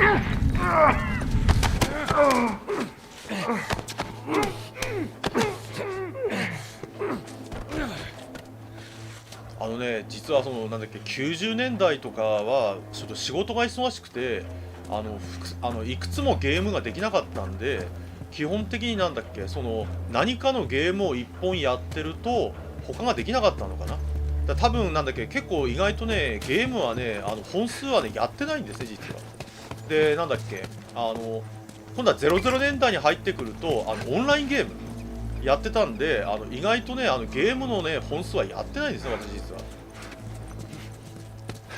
オンラインゲームだと例えばウルティマオンラインとかディアブロとかそういうのやってて、あと11とか14とかやってて、意外とねオンラインゲームばっかやってたんで、あと FPS とかやってたんで意外とねゲームの本数はねやってませんね。だから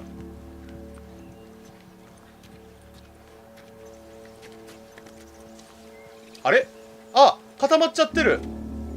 はい、皆さん見てください皆さん見てください。固まってます。固まってるはい、もうなんだよ。もう固まんないでよ本当に。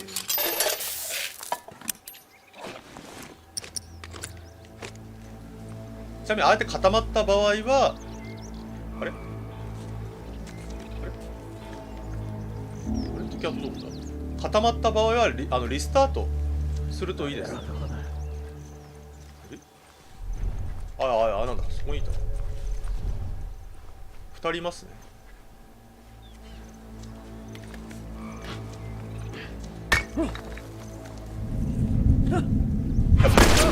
今ガバガバです。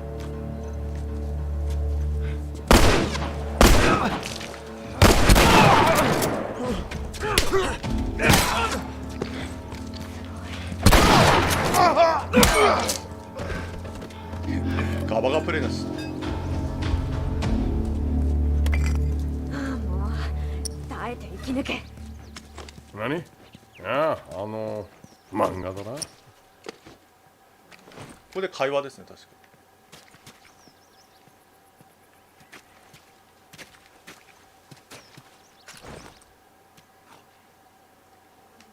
ひどい。この区域はこうやって潰れたんだ。どんな戦いにも敗者はいる。家族がいたらどうなの？家族はみんないるさ。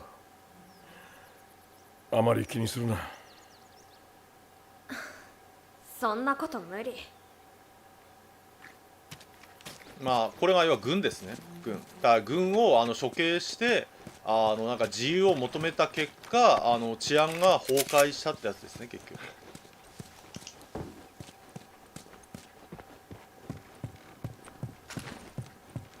まあ難しい問題ですよね。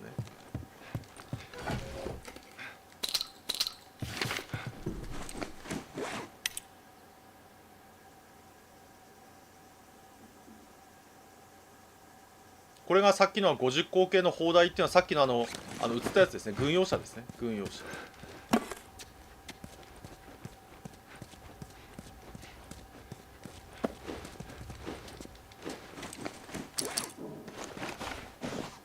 これ使いましょうか。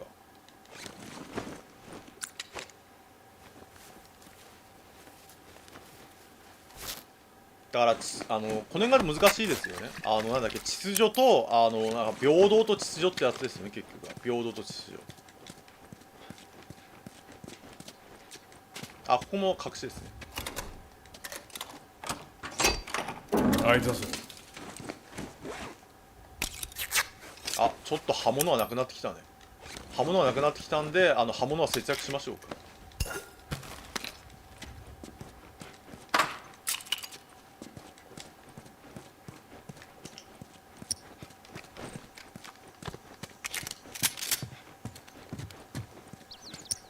ねえ、持ち上げて。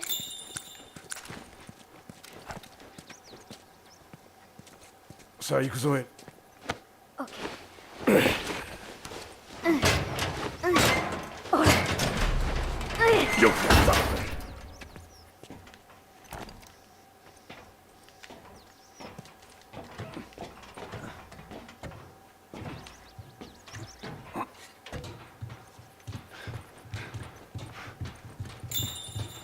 もうすぐだ。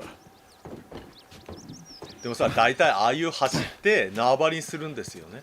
橋は絶対渡るから、ああいうところになんだっけこうトラップとか仕掛けて略奪とかよくするから、橋に向かうってあまりよろしくないんだよね。またあった。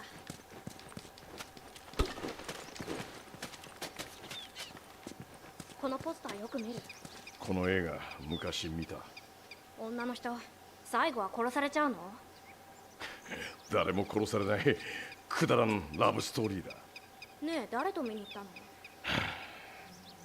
覚えてない。それより集中しろ。あっそう。この多分覚えていないっていうのは元奥さんでしょうね、多分元奥さん元奥さんとの話はなんかジョエルにとってはなんだっけちょっと思い出したくない話っぽいんでね。心配するな。頭を下げてろ。全然違う。25どうだ。嘘だろ。ベーコン25巻だ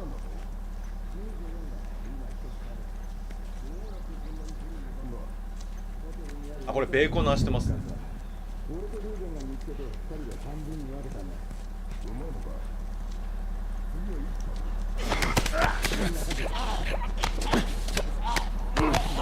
あ、ベーコンとかそういうのは貴重ですからね。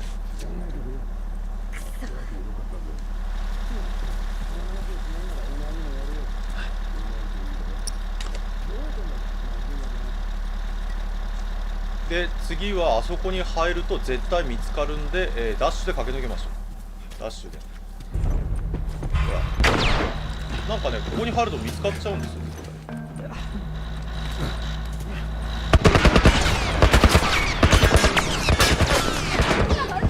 何？軍が使う砲台だ。捨てろ。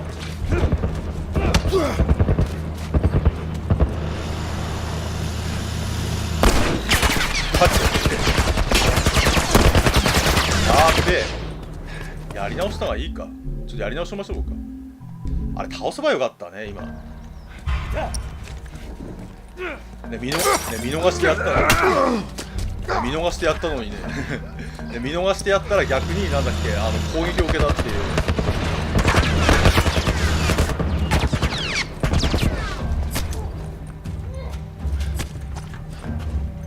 今なんかエリーちゃんがとどめを刺したような音がね、今なんかエリーちゃんがさなんかとどめを刺したような音がしたんだけど、気のせいかな。ちなみにエリーちゃんはナイフ持ってるんでとどめとか刺せるんですよ。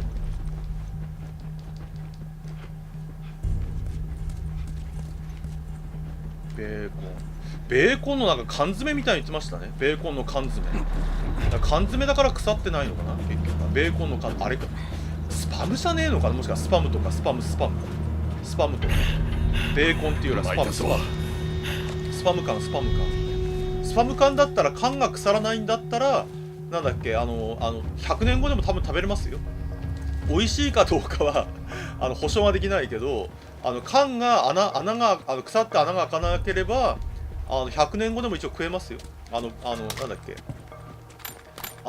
缶詰って基本的にまあ美味しいかどうかは保証できませんけど、缶詰って基本的になんだっけ缶が腐敗しない限りは食べれますからね。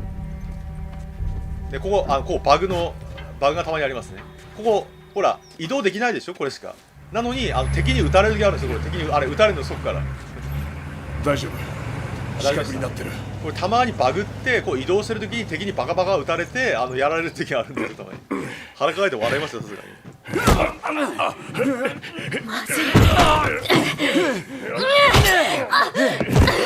子供ジョエ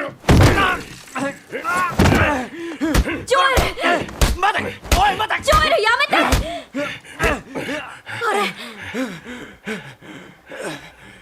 離れろ。分かったから落ち着くんだ。大丈夫だ。悪い奴らじゃない。銃を下ろせ。うわ、これひでえな。襲ってきたらそっちだ。奴らの仲間だと思ったんだ。だがその子がいた。奴らのグループに子供はいない。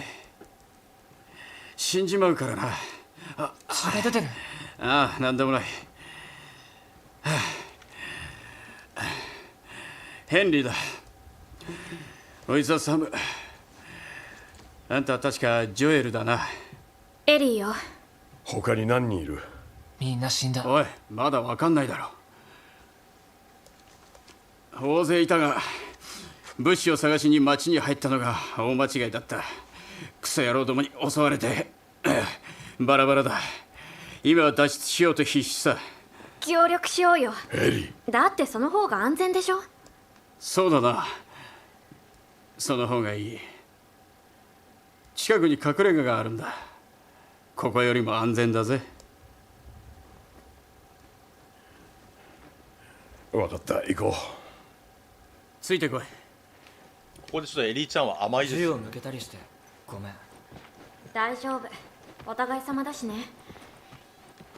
出身はハートフォードってとこ。本当？すごく怖いところだって聞いたよ。軍がもういないからな。だから出た。あそこのひどいありさだから今なんだっけジョエルが言った通り軍がもう仕切ってない地域がいっぱいあるってことね。あ、来ましたね。火炎瓶の、範囲が 1.5 倍ですね。来ましたね。要は火炎瓶投げると1.5 倍さらに広範囲に火炎瓶が届くようになりましたね。強い。火炎瓶はほぼ人間も即死ですね。火炎瓶はね。もうなんだっけ、辺り一面さ火炎瓶の火で気をつけろよなんだっけ奴ら沈の監視エリめたいですよ。アが近い。娘さんだけか。親子じゃないよ。なんていうか。この子を守る義務があるんだ。そうか、よくわかるよ。開いたぞ。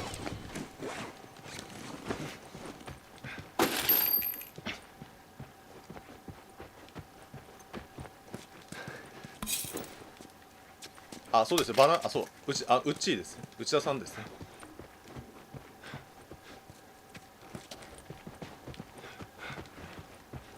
エリーが喜ぶな。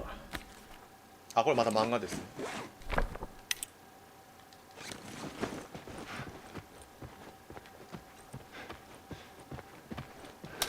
よくさ、こういうのを見ると、一見見ると、なんだっけ、人間がなんかここに住めそうな気がしますよね。一見すると。だけど、なんだっけ、そう、なんだっけ、これ何が問題なんですかっていうと、一見すると人間がここに住めそうなんですけど、やっぱ食料なんですよね。水とか食料が、なんだっけ、ここに例えば住んだとしても、手に入らないから、難しいんですよね、結局は。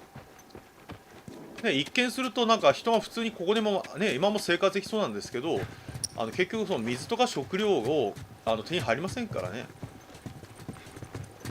例えば東京とかもなんだっけ問題なのは物資が一日でも物資止まっちゃうと東京なんてすっからかになっちゃうらしいですからね。物資が止まる東京が。おい待って、静かにしろ。窓から離れろ。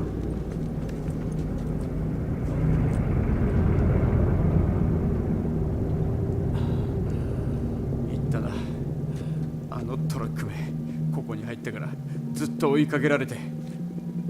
サム、何してる？別にそいつはリュックには何も入ってないし、ルールを決めたよな。全然重くない。ルールだ。ノーだ。必要なものだけ取る。そうだ。さあ行こう。あ、でここでちょっとエリーちゃんがいい話ですね。あとどれくらいだ？これおもちゃですね。近いぞ。あと少しだ。これほらエリーちゃんおもちゃ見てるでしょ。これエリーちゃんおもちゃ見てるんだけど、これカメラをちょっとずらすとね、カメラをこれずらすとほらおもちゃなくなってるんですね。これだからエリーちゃんがおもちゃを拾っていったって話ですね。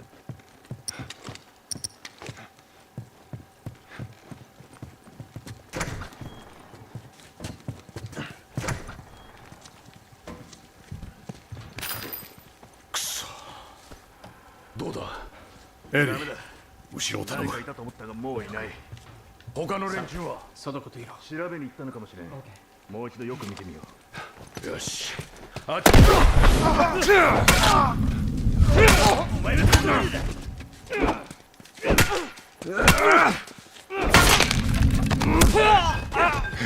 はい、ゴリラプレイです。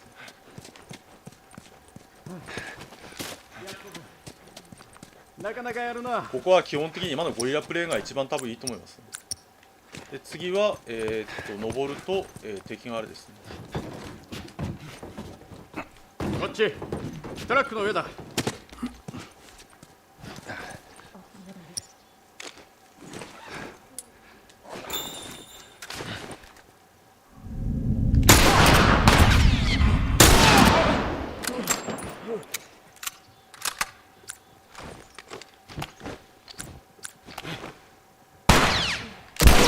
オッケー。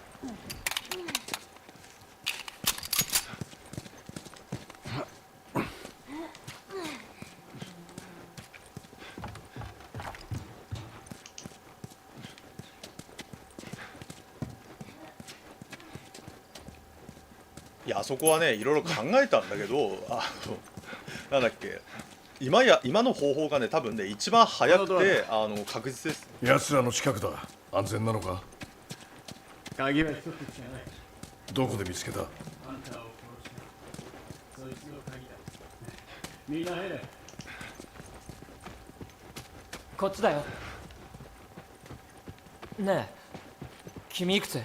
私14。あなたは？同い年。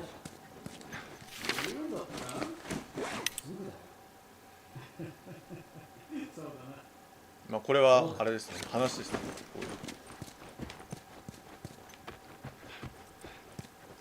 つまりサムは12歳ってことです。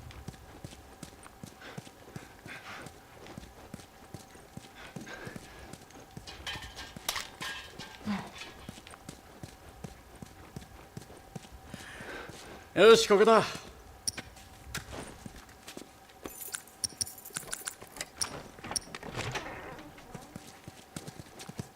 我が社へようこそ。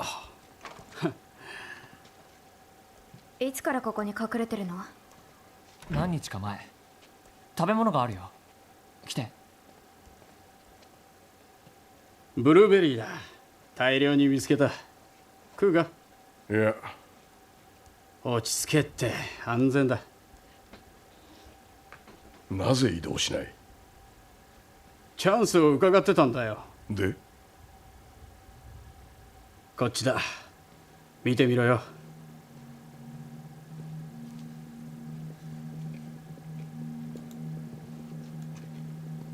あそこにいるやつら、ああやってあそこに集まって橋を警備してる。だが夜は相当手薄になる。その時を狙って移動するんだ。奴らのそばをすり抜けていくのさ。なるほど。確実だよ。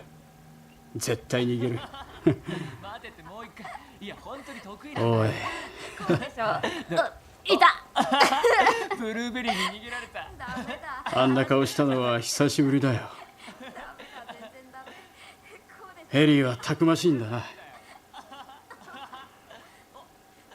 どこに行くんだ？ファイヤーフライの基地が西にあるって聞いたな。そこに行こうと思う。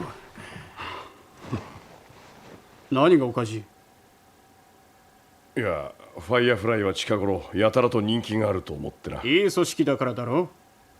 居場所もわからない連中を追って弟を国中連れ回すのか？あいつの心配は俺がする。あんたはエリーの心配だけしてる。落ち着け。俺もファイヤーフライを探してる。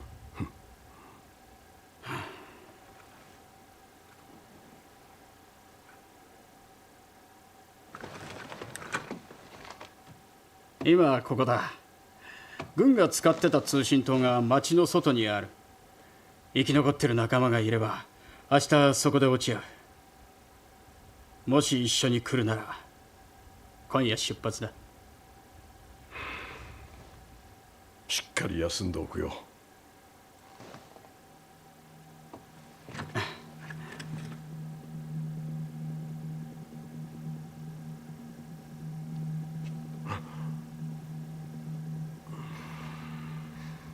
そろそろ出るってさ。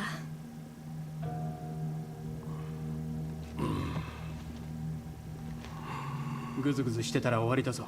何があってもついてこい。ぴったりな。ぴったりだ。よし、いいぞ。準備はいいか？ああ。行こう。みんな離れるなよ。さあこっからが大変なんです。こっからこっから道はがわかるのか？強行突破なんで、ね、まあな。なるほど。落ち着けって。大丈夫だといいが。まあなんだっけ、最高難易度じゃないからまだいいんですけどね。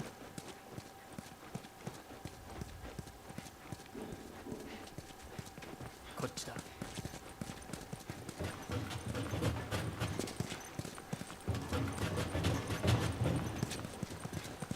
まあ橋を渡るよりはそうだね。まあただこれね、川がすごいあれなんですよ。勢いなんですよ。だから多分橋を渡らなきゃいけないんですね。川がねすごいなんだっけ勢いで流れてるんですよ。だから船とか使ってもモーターボートとかねそういうの使えるんだったらねいいと思いますけど。静かに倒していこう。おい、先に行ってくれ。おい、どうだ？あったかくしてるところだ。あっちはどうだった？感染者は片付けた。だがさ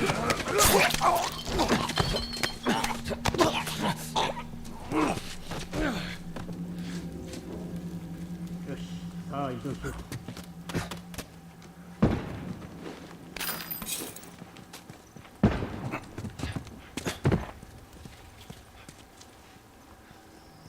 おい、音がしたぞ。クリッカーだ。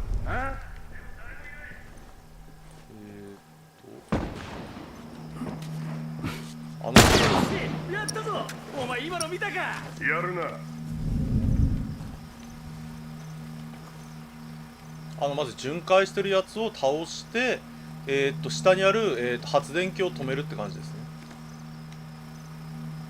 ああ、そうだね、そうだ。だから多分ダムで調整しないからすごいいたぞ。あそこだ。水がになっちゃってるでしょ。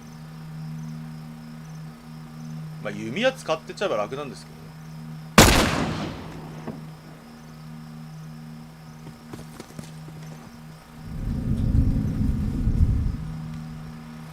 弓矢使っちまうか。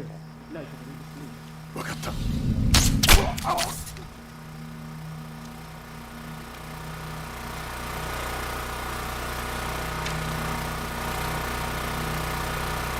の辺りを調べる。下を調べろ。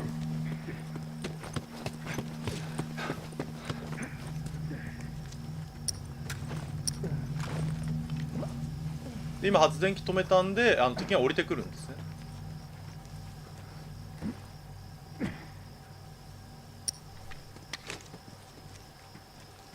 あの男はどこだ。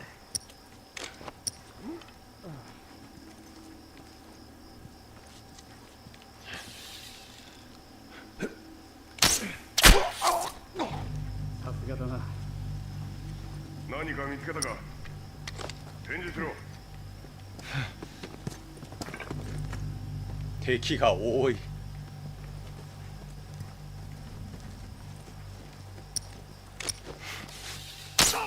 べ、ミスったやべ、もったいない。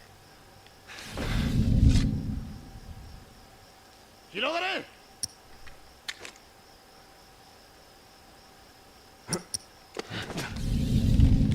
見つけた。見つかった。隠れる場所を探せ。やべ、やり直すか。あーダメか。場所取りがまずかったか。こんな感じなんです。ここはだからなんだっけ、すごい多分ね今間違ったな。今なんだっけ、逆にこっち側に来た方がよかったね。おい、どうだ。あったかくしてるところだ。あっちはどうだった。パワープレイやるんだったらなんだっけ、爆弾投げまくるのが一番いいです。よし、さあ移動しよう。おい、音がしたぞ。クリッカーだ。ああ、でも誰もいない。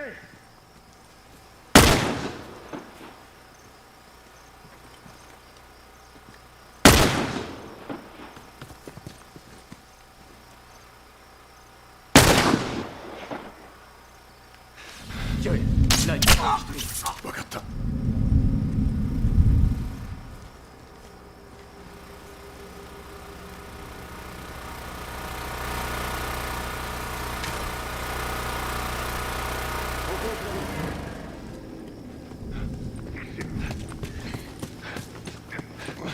っちから攻める。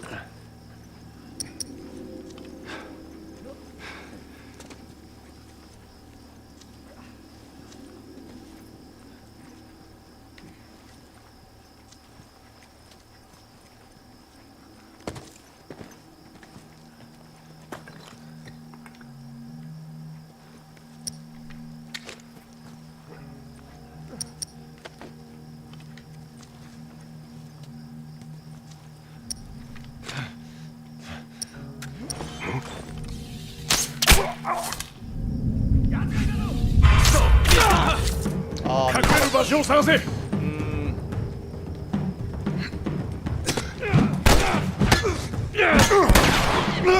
メだな、やり直した方がいいな。ここがね、あれなんで今見つかったんだ。今なんで見つかったんだ。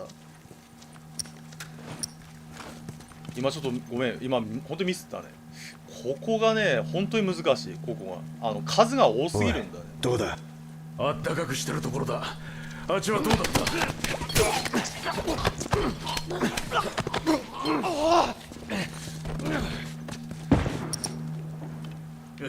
さあ移動しよう。おい、音がしたぞ。クリッカーだ。ああ、でも誰もいない。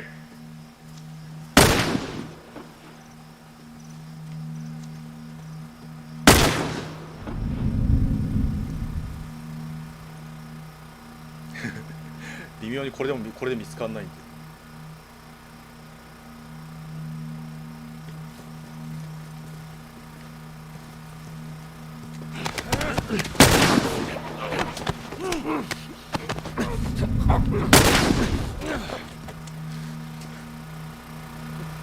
まるで忍者だな。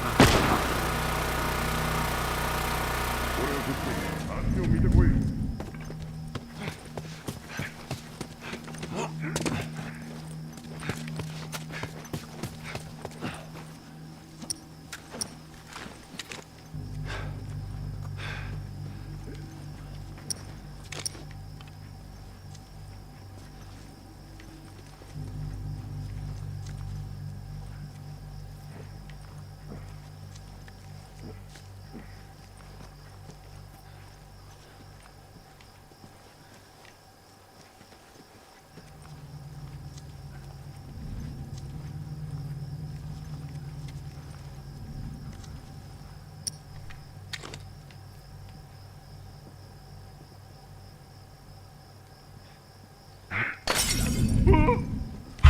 見つかった。隠れる場所を探せ。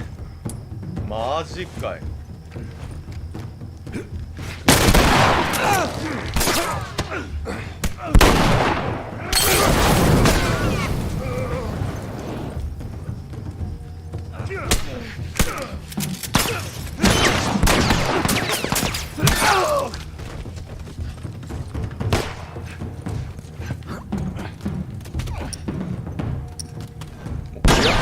もうゴリラプレイでやるしかない。ゴリラプレイ。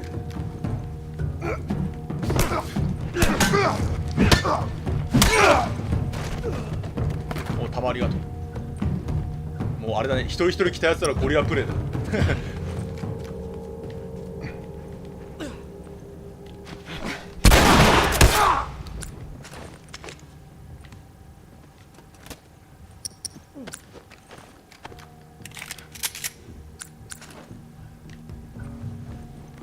何なんだ。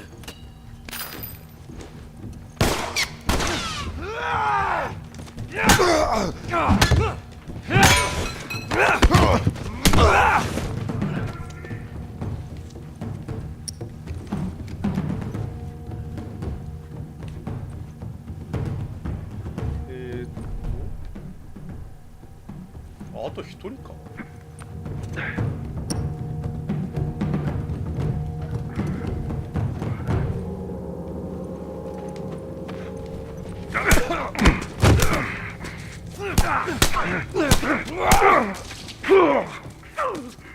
殺さないでくれ。頼む。離してくれ。頼む。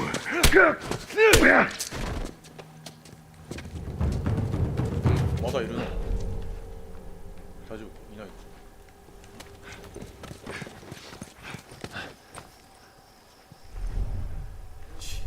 やったぞ。ゴリラプレイでした。いや、たまにね、なんかバレちゃうんだよ。なんだっけ、まあいろいろあるんでしょ、そういうの。ヘンリー、手を貸してくれ。よし、いいか。やばい。急げ。行け。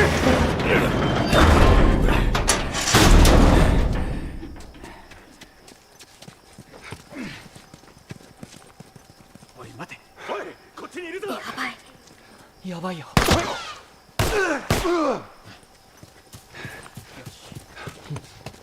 さあ行こう。よし、登れ。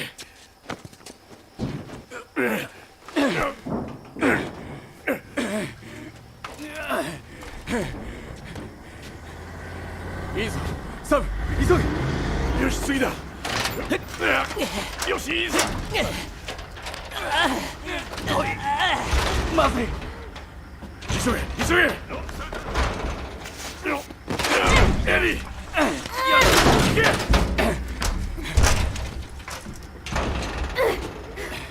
じゃあ引っ張ってあげて。すまない。行くぞ。まさかここで裏切りですか？ほら、早く。何それヘンリー。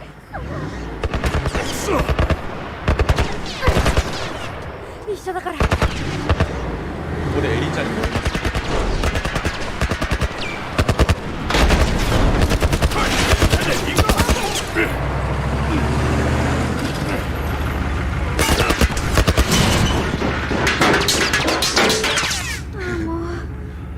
シャッターパイセンです。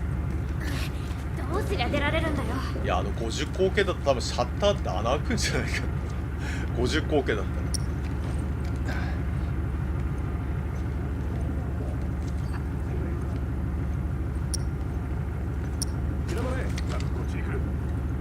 これなんかすげえ嫌な予感がするんだよ。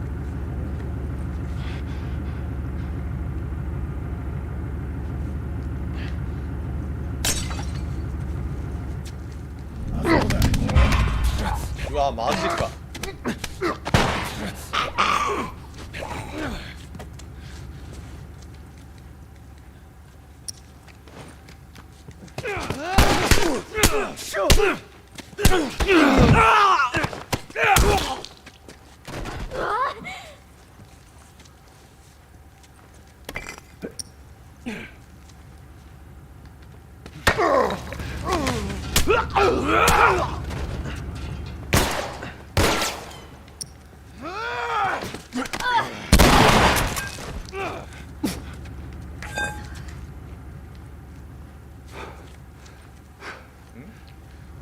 もう一人死ねよ。あれもう一人いなかった？あ、いないか。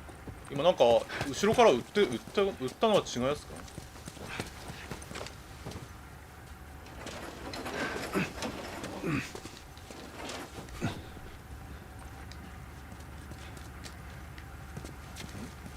あれあれあれ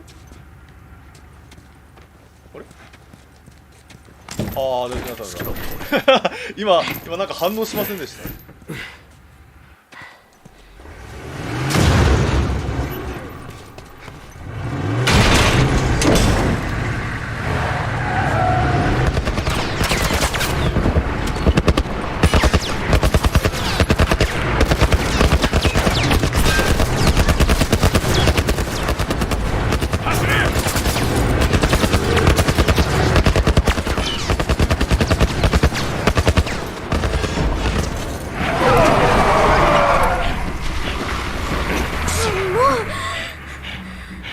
弾何発ある？足りないよ。じゃあどうするんだ？飛び込もう。ダメだ、高いし泳げないだろ。持ち上げるから走り抜けろ。ああ、やだ。まずいぞ。捕まえてね。エリ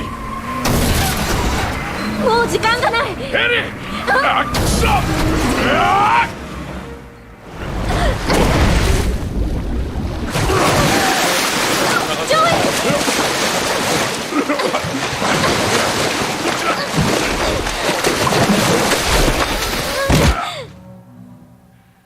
だから日本の川より大きいですからね。大きくて流れ速いんでね。兄貴起きたよ。ねえ、助かった。ほら言ったろな。あいつは死なないって。サムが見つけたんだぜ。二人ともかなり水を飲んで。何すんだよ。落ちて下がってろ。待て大丈夫、こいつは撃たない。そうかな。やめろ。ねえジョエル。こいつは俺たちを見捨てた。違う、あんたらが助かるって分かったんだ。俺が下手に動けばサムが危なかった。下がってろ。逆の立場ならどうしてた。とにかく助かったろ。ヘンリーのおかげだよ。溺れ死んでた。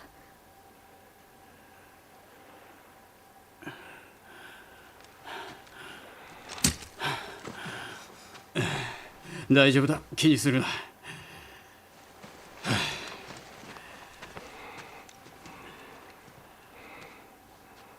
あんたらが見つかって本当によかった。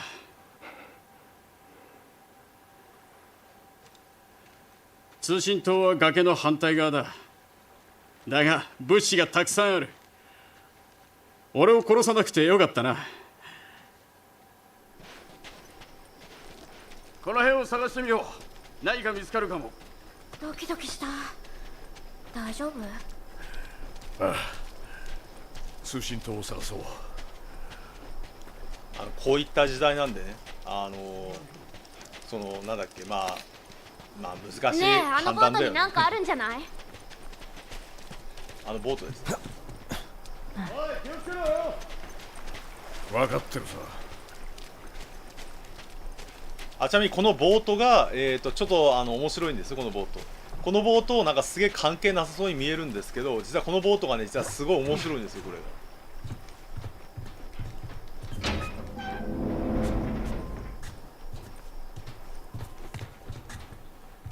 エリーが喜ぶな。これは漫画ですね。何かありますよね。海の上じゃないけどな。このイシュってこれね、影の主人公ですね。これイシュ。要はボートでなんだっけ、逃げたんだけど食料がなくなったりしてここにたどり着いたってことですね。このイシュ。なんか最初はこのなんか DLC か何かを作る予定だったのかな、もしかしたら。だからこのイシュの物語がね、面白いんですよ、このイシュの物語。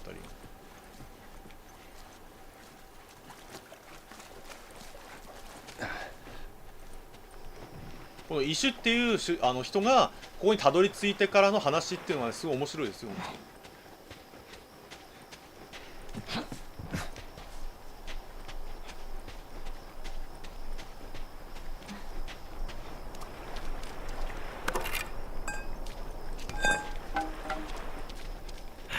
こっちには行けない。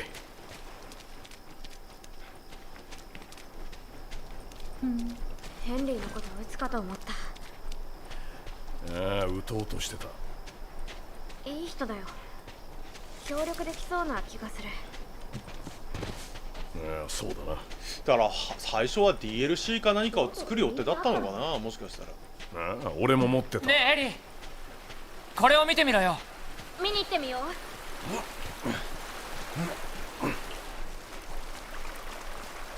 ここから抜けられそうだぜ。皆さん下水道ですよ。手貸してくれ。絶対嫌な予感しかしませんね。でもそうか、ここは難易度は低くないとなる。下水道ね、下水道。よし、どうし絶対に入っちゃいけない気がするよ、下水道は。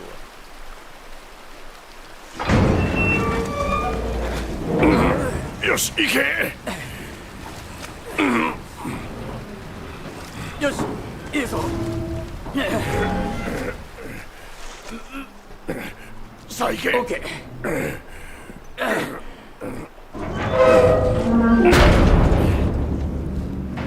ライトをつけろ。おいサブ、分かってきたな。だって感染者ってなんかほら暗くてジメジメしたようなところにいっぱいいるじゃん。だからこういう暗くて密閉空間は胞子がなんだっけ逃げ場がないしね。いや、他の道を探そう。ファイアフライ。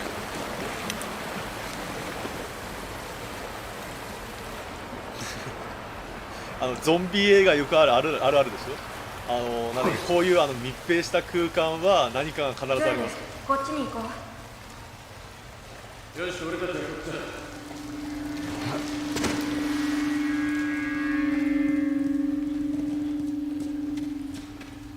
それ外せたら入ってドアを開けられるよ。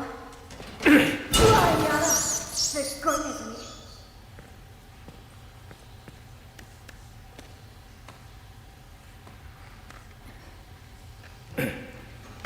まあそういうことですね。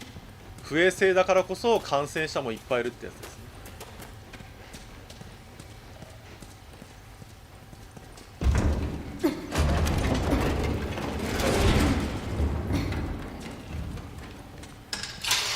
じゃーん、どうぞ。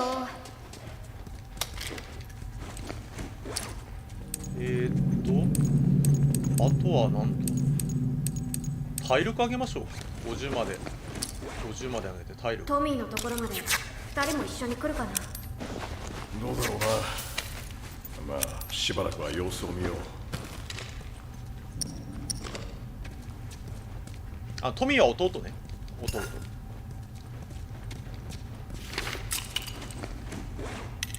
ほら、石のまたメモですね。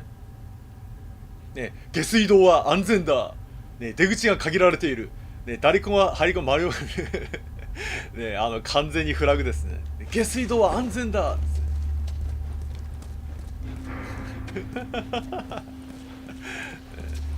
もうみんなフラグの建設大好きですから。おい、こっちだ。奥に道が見えるぞ。ほら、そこだ。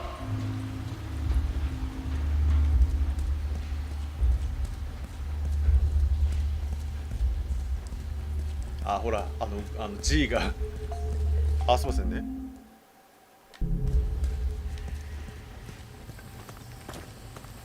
で、これ確かあった。こっちから出られる？いや、そこは届かないな。僕泳げないんだ。私もだよ。こいつを動かしてみよう。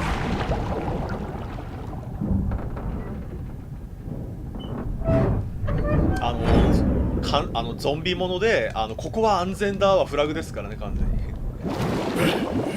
ヘンリー、回してみろ。よし。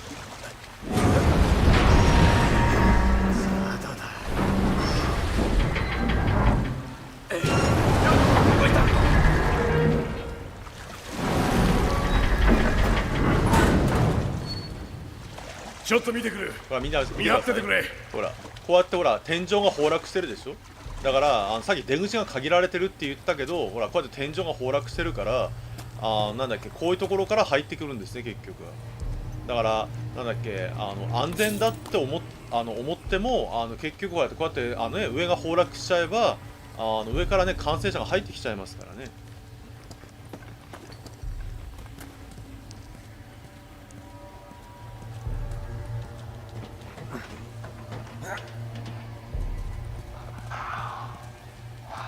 なんか今声が聞こえました。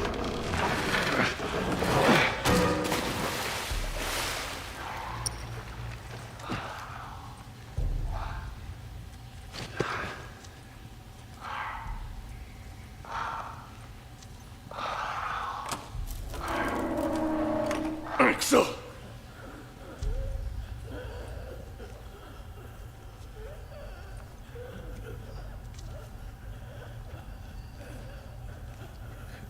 もう安全だって言いつつも感染者がすでにいますから。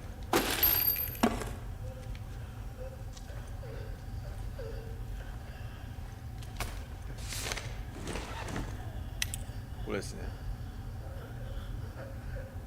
要はイシュは一人でこの下水道にいたんだけど、なんか物資を交換してくれる優しい人がいたんで、ここに一緒に住んでくれるかどうかなんだっけ、聞いてみるって形なんですね、結局は。だからここだと安全だから一緒に住まないかって話ですね、結局は。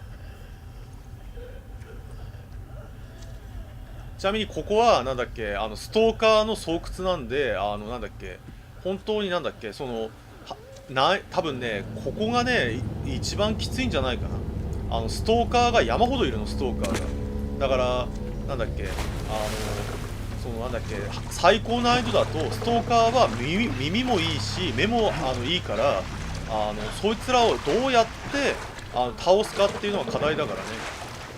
ちなみになんだっけ、なんだっけ、パワープレイでは無理ですね。パワープレイ。いいアイデアだな、さすがだ。だから完全にステルスキル。早くこっから出たい。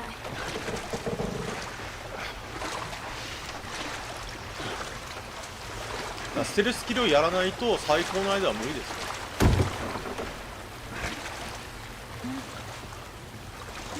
よ。よし、まだ動くか確かめろ。やってみる。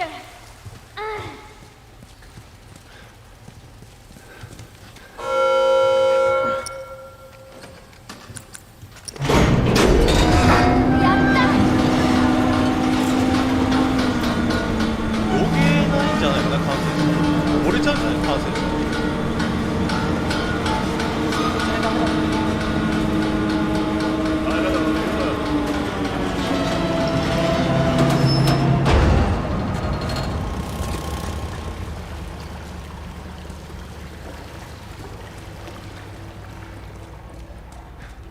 れ工具ですね。結構こういう工具はね見逃しちゃうケースが多いですね。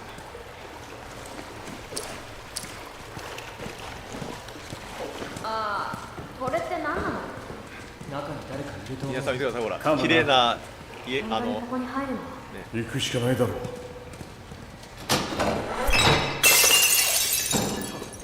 サウンドトラップ。何？一体どういうこと？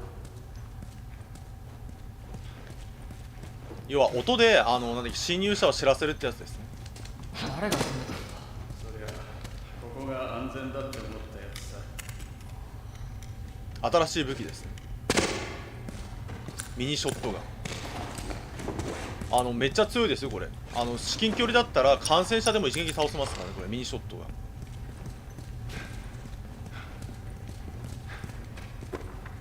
あ、来ましたね。爆弾の威力が強化されました。いい？爆弾も 1.5 倍になりました。大丈夫。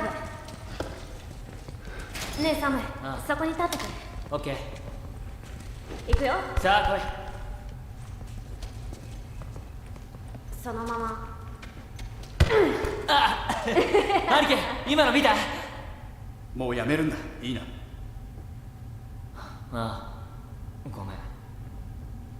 ね、もうやめるんだ。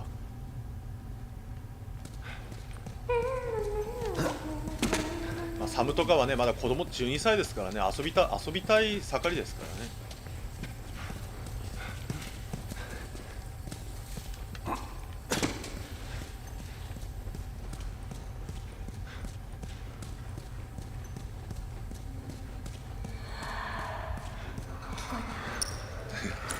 なんか今声が聞こえました。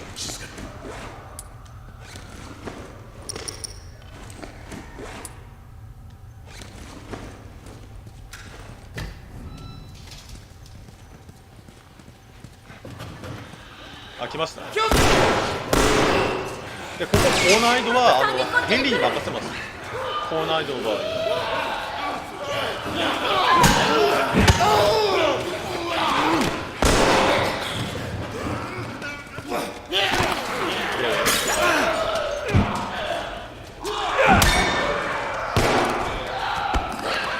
クリッカーだけ気をつければいいと思います。ねえ、助けて。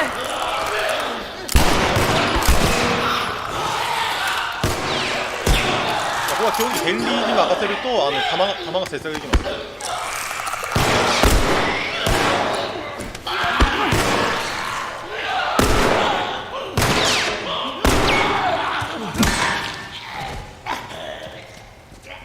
終わったか。ああ、ここにいた人がどうなったか分かった。クリッカーってことは感染してからは長いな。とにかくもうこれ以上いないことを祈るしかない。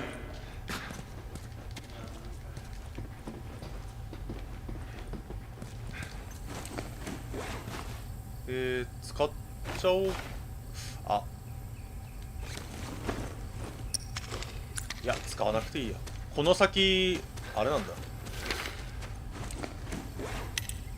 はい、これ要は水の問題をどうするかってやつですね。これ水の問題をこれほらこうやって上から来た水をタンクに溜めるっていう方法を取ったんですね。これね、これほらこうやって上から降ってくる雨の水を溜めるっていう方法を取ったってわけですね。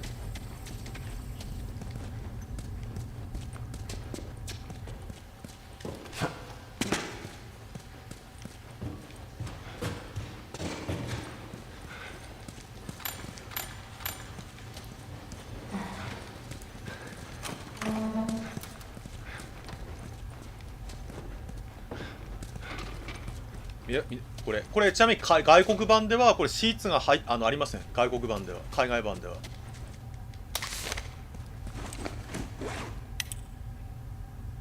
これこれ要はどういうことかっていうとこれ要は感染者に追い詰められてここを閉めたんですね。いや水は汚いね。でもう逃げ場がないからこの男がこの子供たちをなんと殺害したってやつですね。結局は感染者に襲われるぐらいだったらっていうことでまさかのって話です。だからジョエルがなんだっけ嘆いてるんですね結局は。だから追い込まれちゃった結果、子供を心中ですね、心中したってことですね。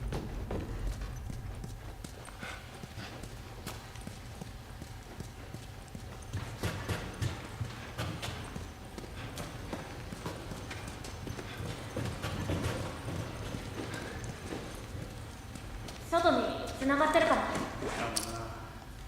でもちょっと高すぎる。他にも手口はあるだろう。うん、ミストですね、完全ミストです。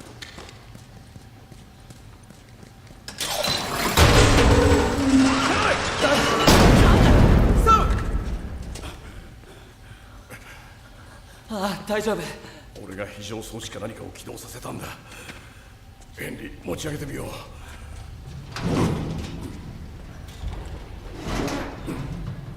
そっか、困ったね。いつもと同じクリだ。ッカーだ。おい、これ動かせねえぞ。逃げろ、さっさと行け。さあ、離れるなよ。ヘンリー、早く逃げなきゃ。ちょい、頼むぞ。行け。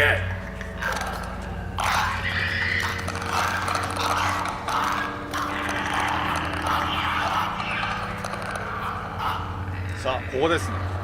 ここがね、すごい難しいんですよ、ここからが。心配ない。ここからがね、ほんと難しい。よし、じゃあ行くぞ。ここを出る方法をさっき言ったストーカーがここはいるんで、なんだっけ、基本、ちなみにこれ難易度は低いんで、まだこのスピードで移動できるんですけど、なんだっけ、難易度が高いと、もうこの時点で見つかります。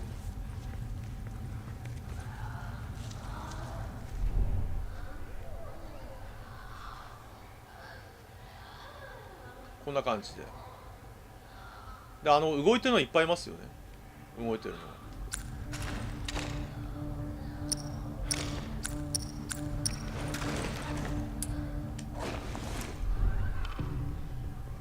あら、来ねえな。来るか。まずはあれですね。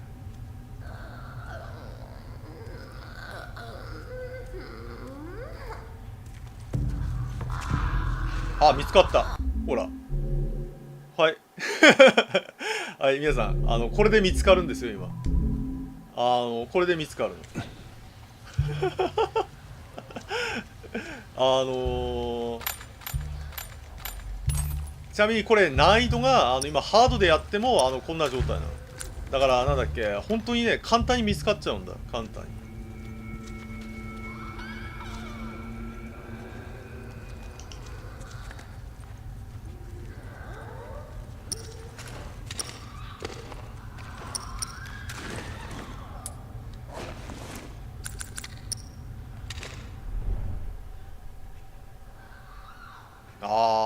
意外とあれじゃない、ネズミとか食べてるんじゃない、ネズミとか。なんだっけ、ネズミとか。ここね、本当にね、難易度がおかしいんだよ。なんだっけ、このストーカーって呼ばれるやつは、要は感染者から少し時間経って、クリッカーの手前ですね。なので、まだ目が見えるんですよ、目が。で、耳もね、すごいんですね、耳を。だから、なんだっけ、耳もいいんで、音でバレちゃうんですよ。だから、足音がなんだっけ、本当になんだっけ、ゆっくり歩かないとダメだって状況です。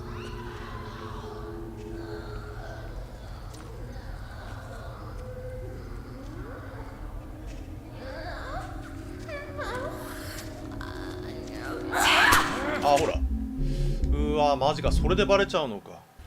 今のでもバレちゃうのか。あれでバレちゃうのか、今ので。今ほらなんだっけ、だからちなみに最高難易度だとこれでいか、すまんだめ、このスピードでこれ最高難易度はこのスピードでいかないと見つかります。このスピードでいかないと。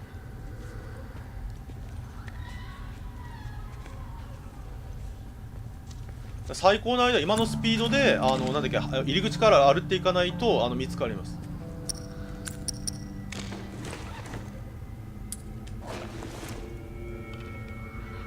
もっとあれか、ギリギリまで近づいて首絞めるか。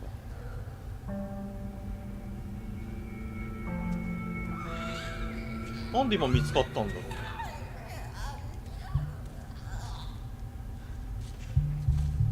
もっとあれか、ギリギリまで壁の、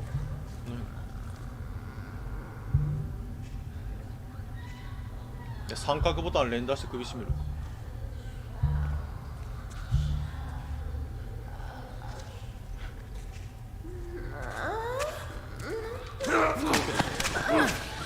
今みたいな感じです。だからもう動かないでなんだっけ、で次あいつで、あれは下見てるんでまだ大丈夫です。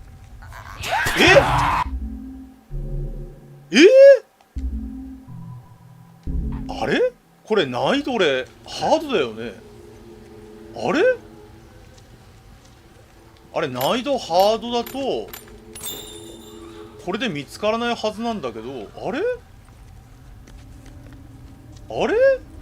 いくだちょっと待って、じゃああれか、世界最高難易度のやり方でやるか。最高難易度じゃないから、なんだっけ、普通になんだっけ、しゃがみ歩きだったらなんだっけ、見つかんないはずなんだけどね。今見つかったね。なんか普通にじゃああれか、ものすごいゆっくり歩いていきます。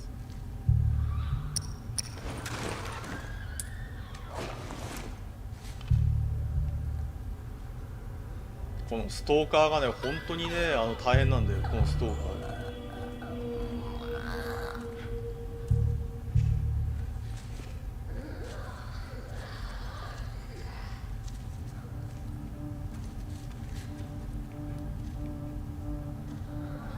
だから逆にクリッカーとかなんだっけはほら目が見えないからね、目が見えないから楽なんですよね。こいつら目が見えるからね。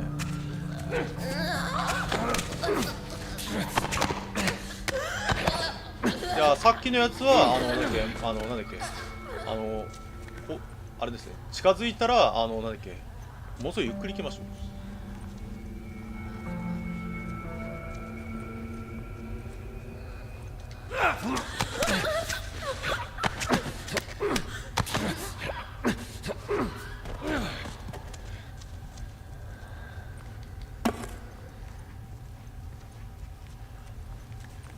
で次はこっち。確か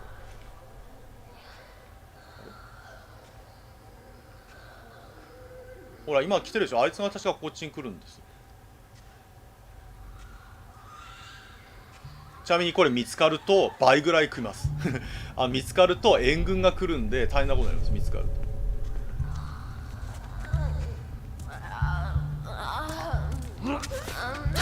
だから絶対見つかっちゃいけない。ここ見つかるとこのストーカーがなんか仲間呼ぶんですよ。だから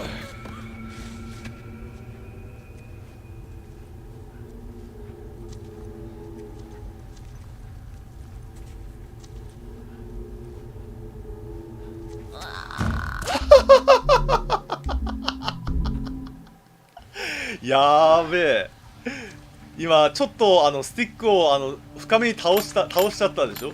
あれで見つかりました。あれこれ最高難易度じゃなければ見つからなかったはずなんだけど、だからこの状態で歩いて近づくとダメ。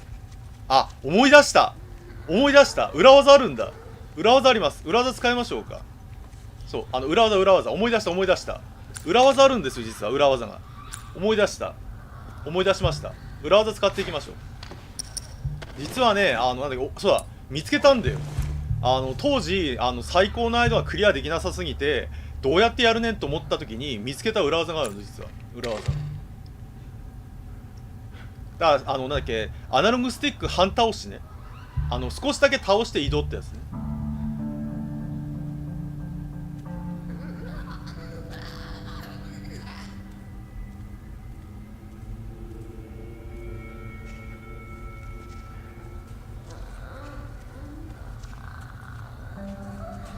ここは本当に見つかっちゃいけない。ここは見つかっちゃうとなんだっけ、終わりもうね、弾がね本当に尽きる。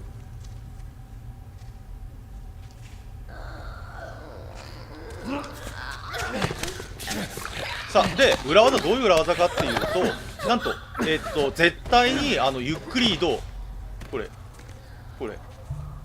れ銃構えてしゃがんだ状態で移動すると見てください、絶対にこれゆっくり移動になるの。これだからスティック全体を押してもゆっくり移動になるんで、これで相手まで近づくってこと。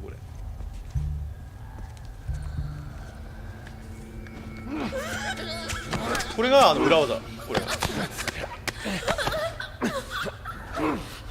らさっきの見つかったストーカーとかもこれでいけばよかったんですね。これで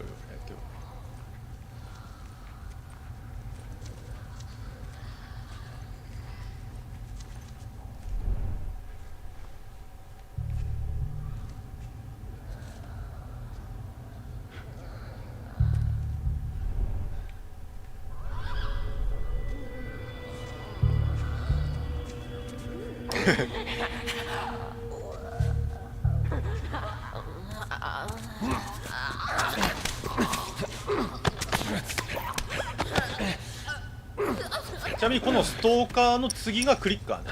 だからこの状態だとなんだっけ、この状態がさらに進むとクリッカーになるって形ですね。でクリッカーになってからさらに時間が経つとなんだっけブローターになるって形ですね。で最近2ではそのブローターのさらに先まで追加されましたね。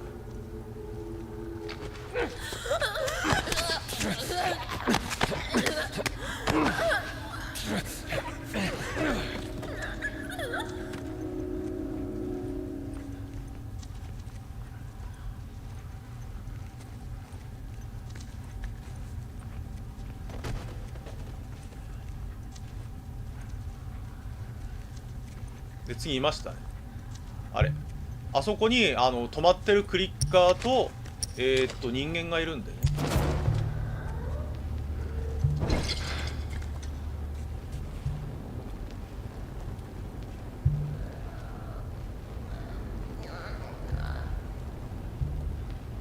これがね大体勘でやるしかないんだよ。なんもんだった。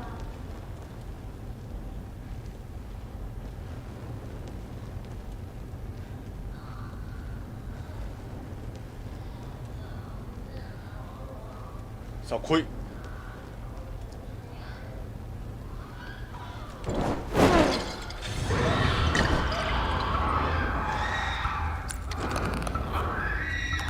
あれこれ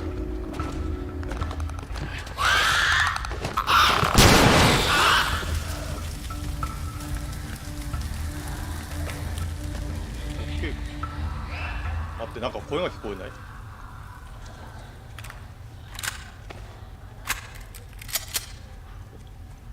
なんか声が聞こえない？援軍が援軍がせっかくマジかよ。せっかくまあいいや、サッカーンで倒していきましょうかね。せっかく援軍来ちゃってる。感染者だ。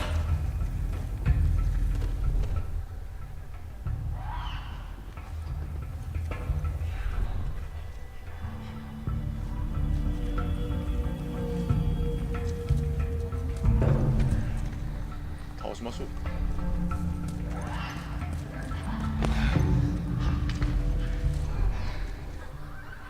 ストーカーはね隠れるんだよね。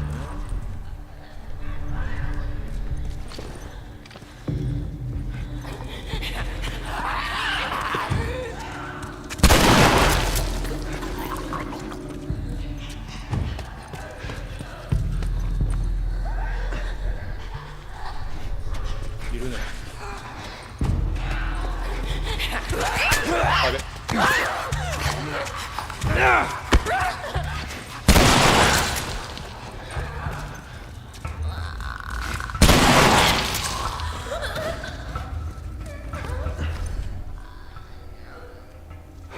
あとは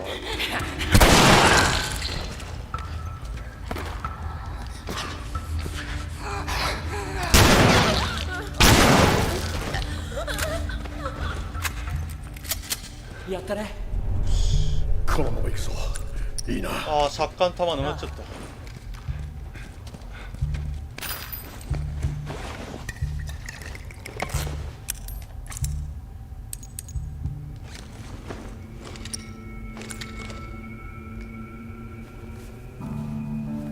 今なんで見つかったんだ。見つかったのかな。ちょっと今見つかったのが分かんないね、理由が。今なんだっけ、まあたまに分かんないでなぜか見つかったりするからね。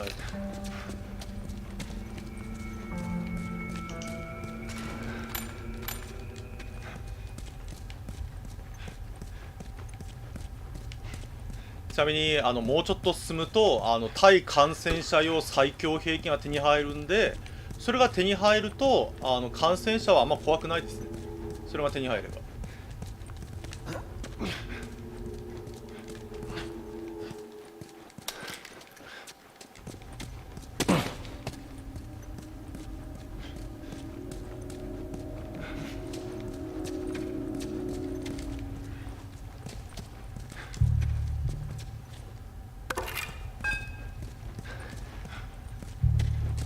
たくさんいたんだな、人が。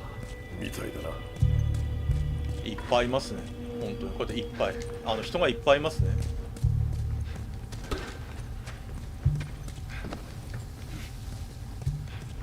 でこういうほら子供たちがね、子供たちがほらこうやって学校みたいな感じですよね。この場所見て、教室みたいだ。これダニー一種守ってくれる人。なぜ襲われたんだろう。さあな、よくわからん。間抜けだったってことだろう。ほら行け。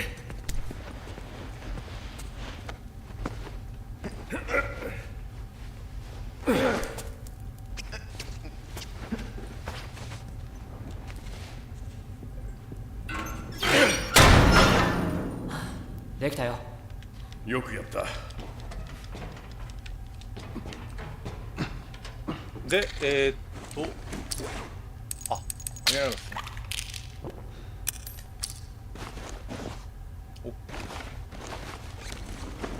さあ、でこっからあれですね。こっからが、感染者との最後のバトルですね。来い。ジャイル2人だ。最悪。止まっちゃダメだよ。あそこドアだよ。サム。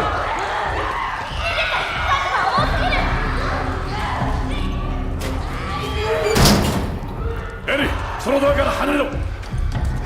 一緒に押してみよう。頑張れ。サ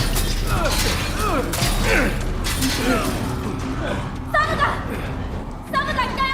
なんだと。サム、何をしてる。ドア開けね。急げ。よし行こう。みんな上だ。さあ早く。さあ、ここから感染者とのなんか籠城戦ですね。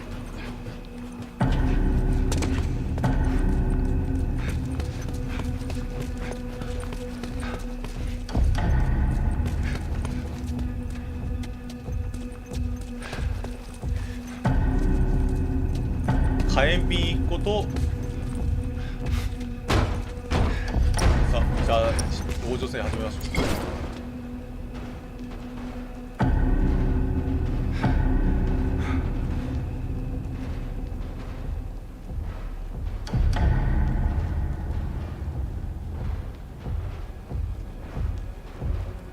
あれ、あ、そうか、これから持ち上げて窓から出られる。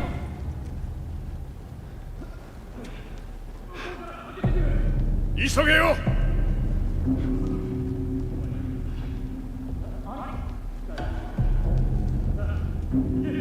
あ、湧きましたね。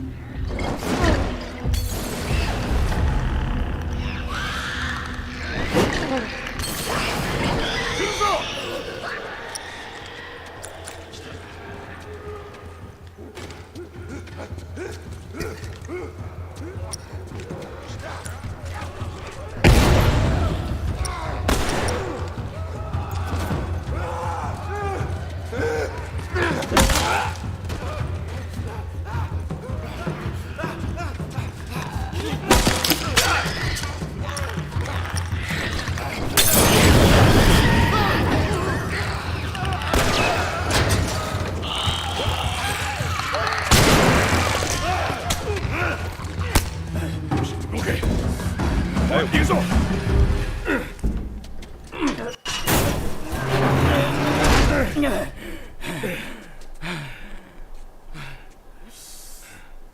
空気だ。見てよ。もう私をからかってるの？警告なんて恐れいる。通信塔はどこだ？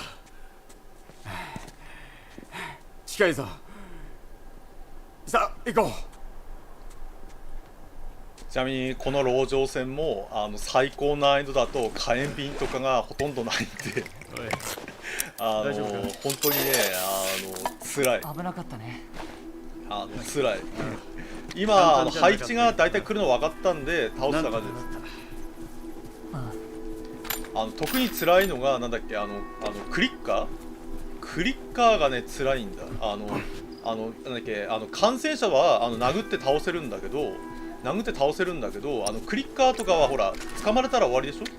なのでなんだっけ捕まっちゃいけないから距離を離していろいろやらなきゃいけないんだ。だから本当にねそれがね大変なんだよね。おい見ろよ。なあ言った通りだろ。まずは道を探そう。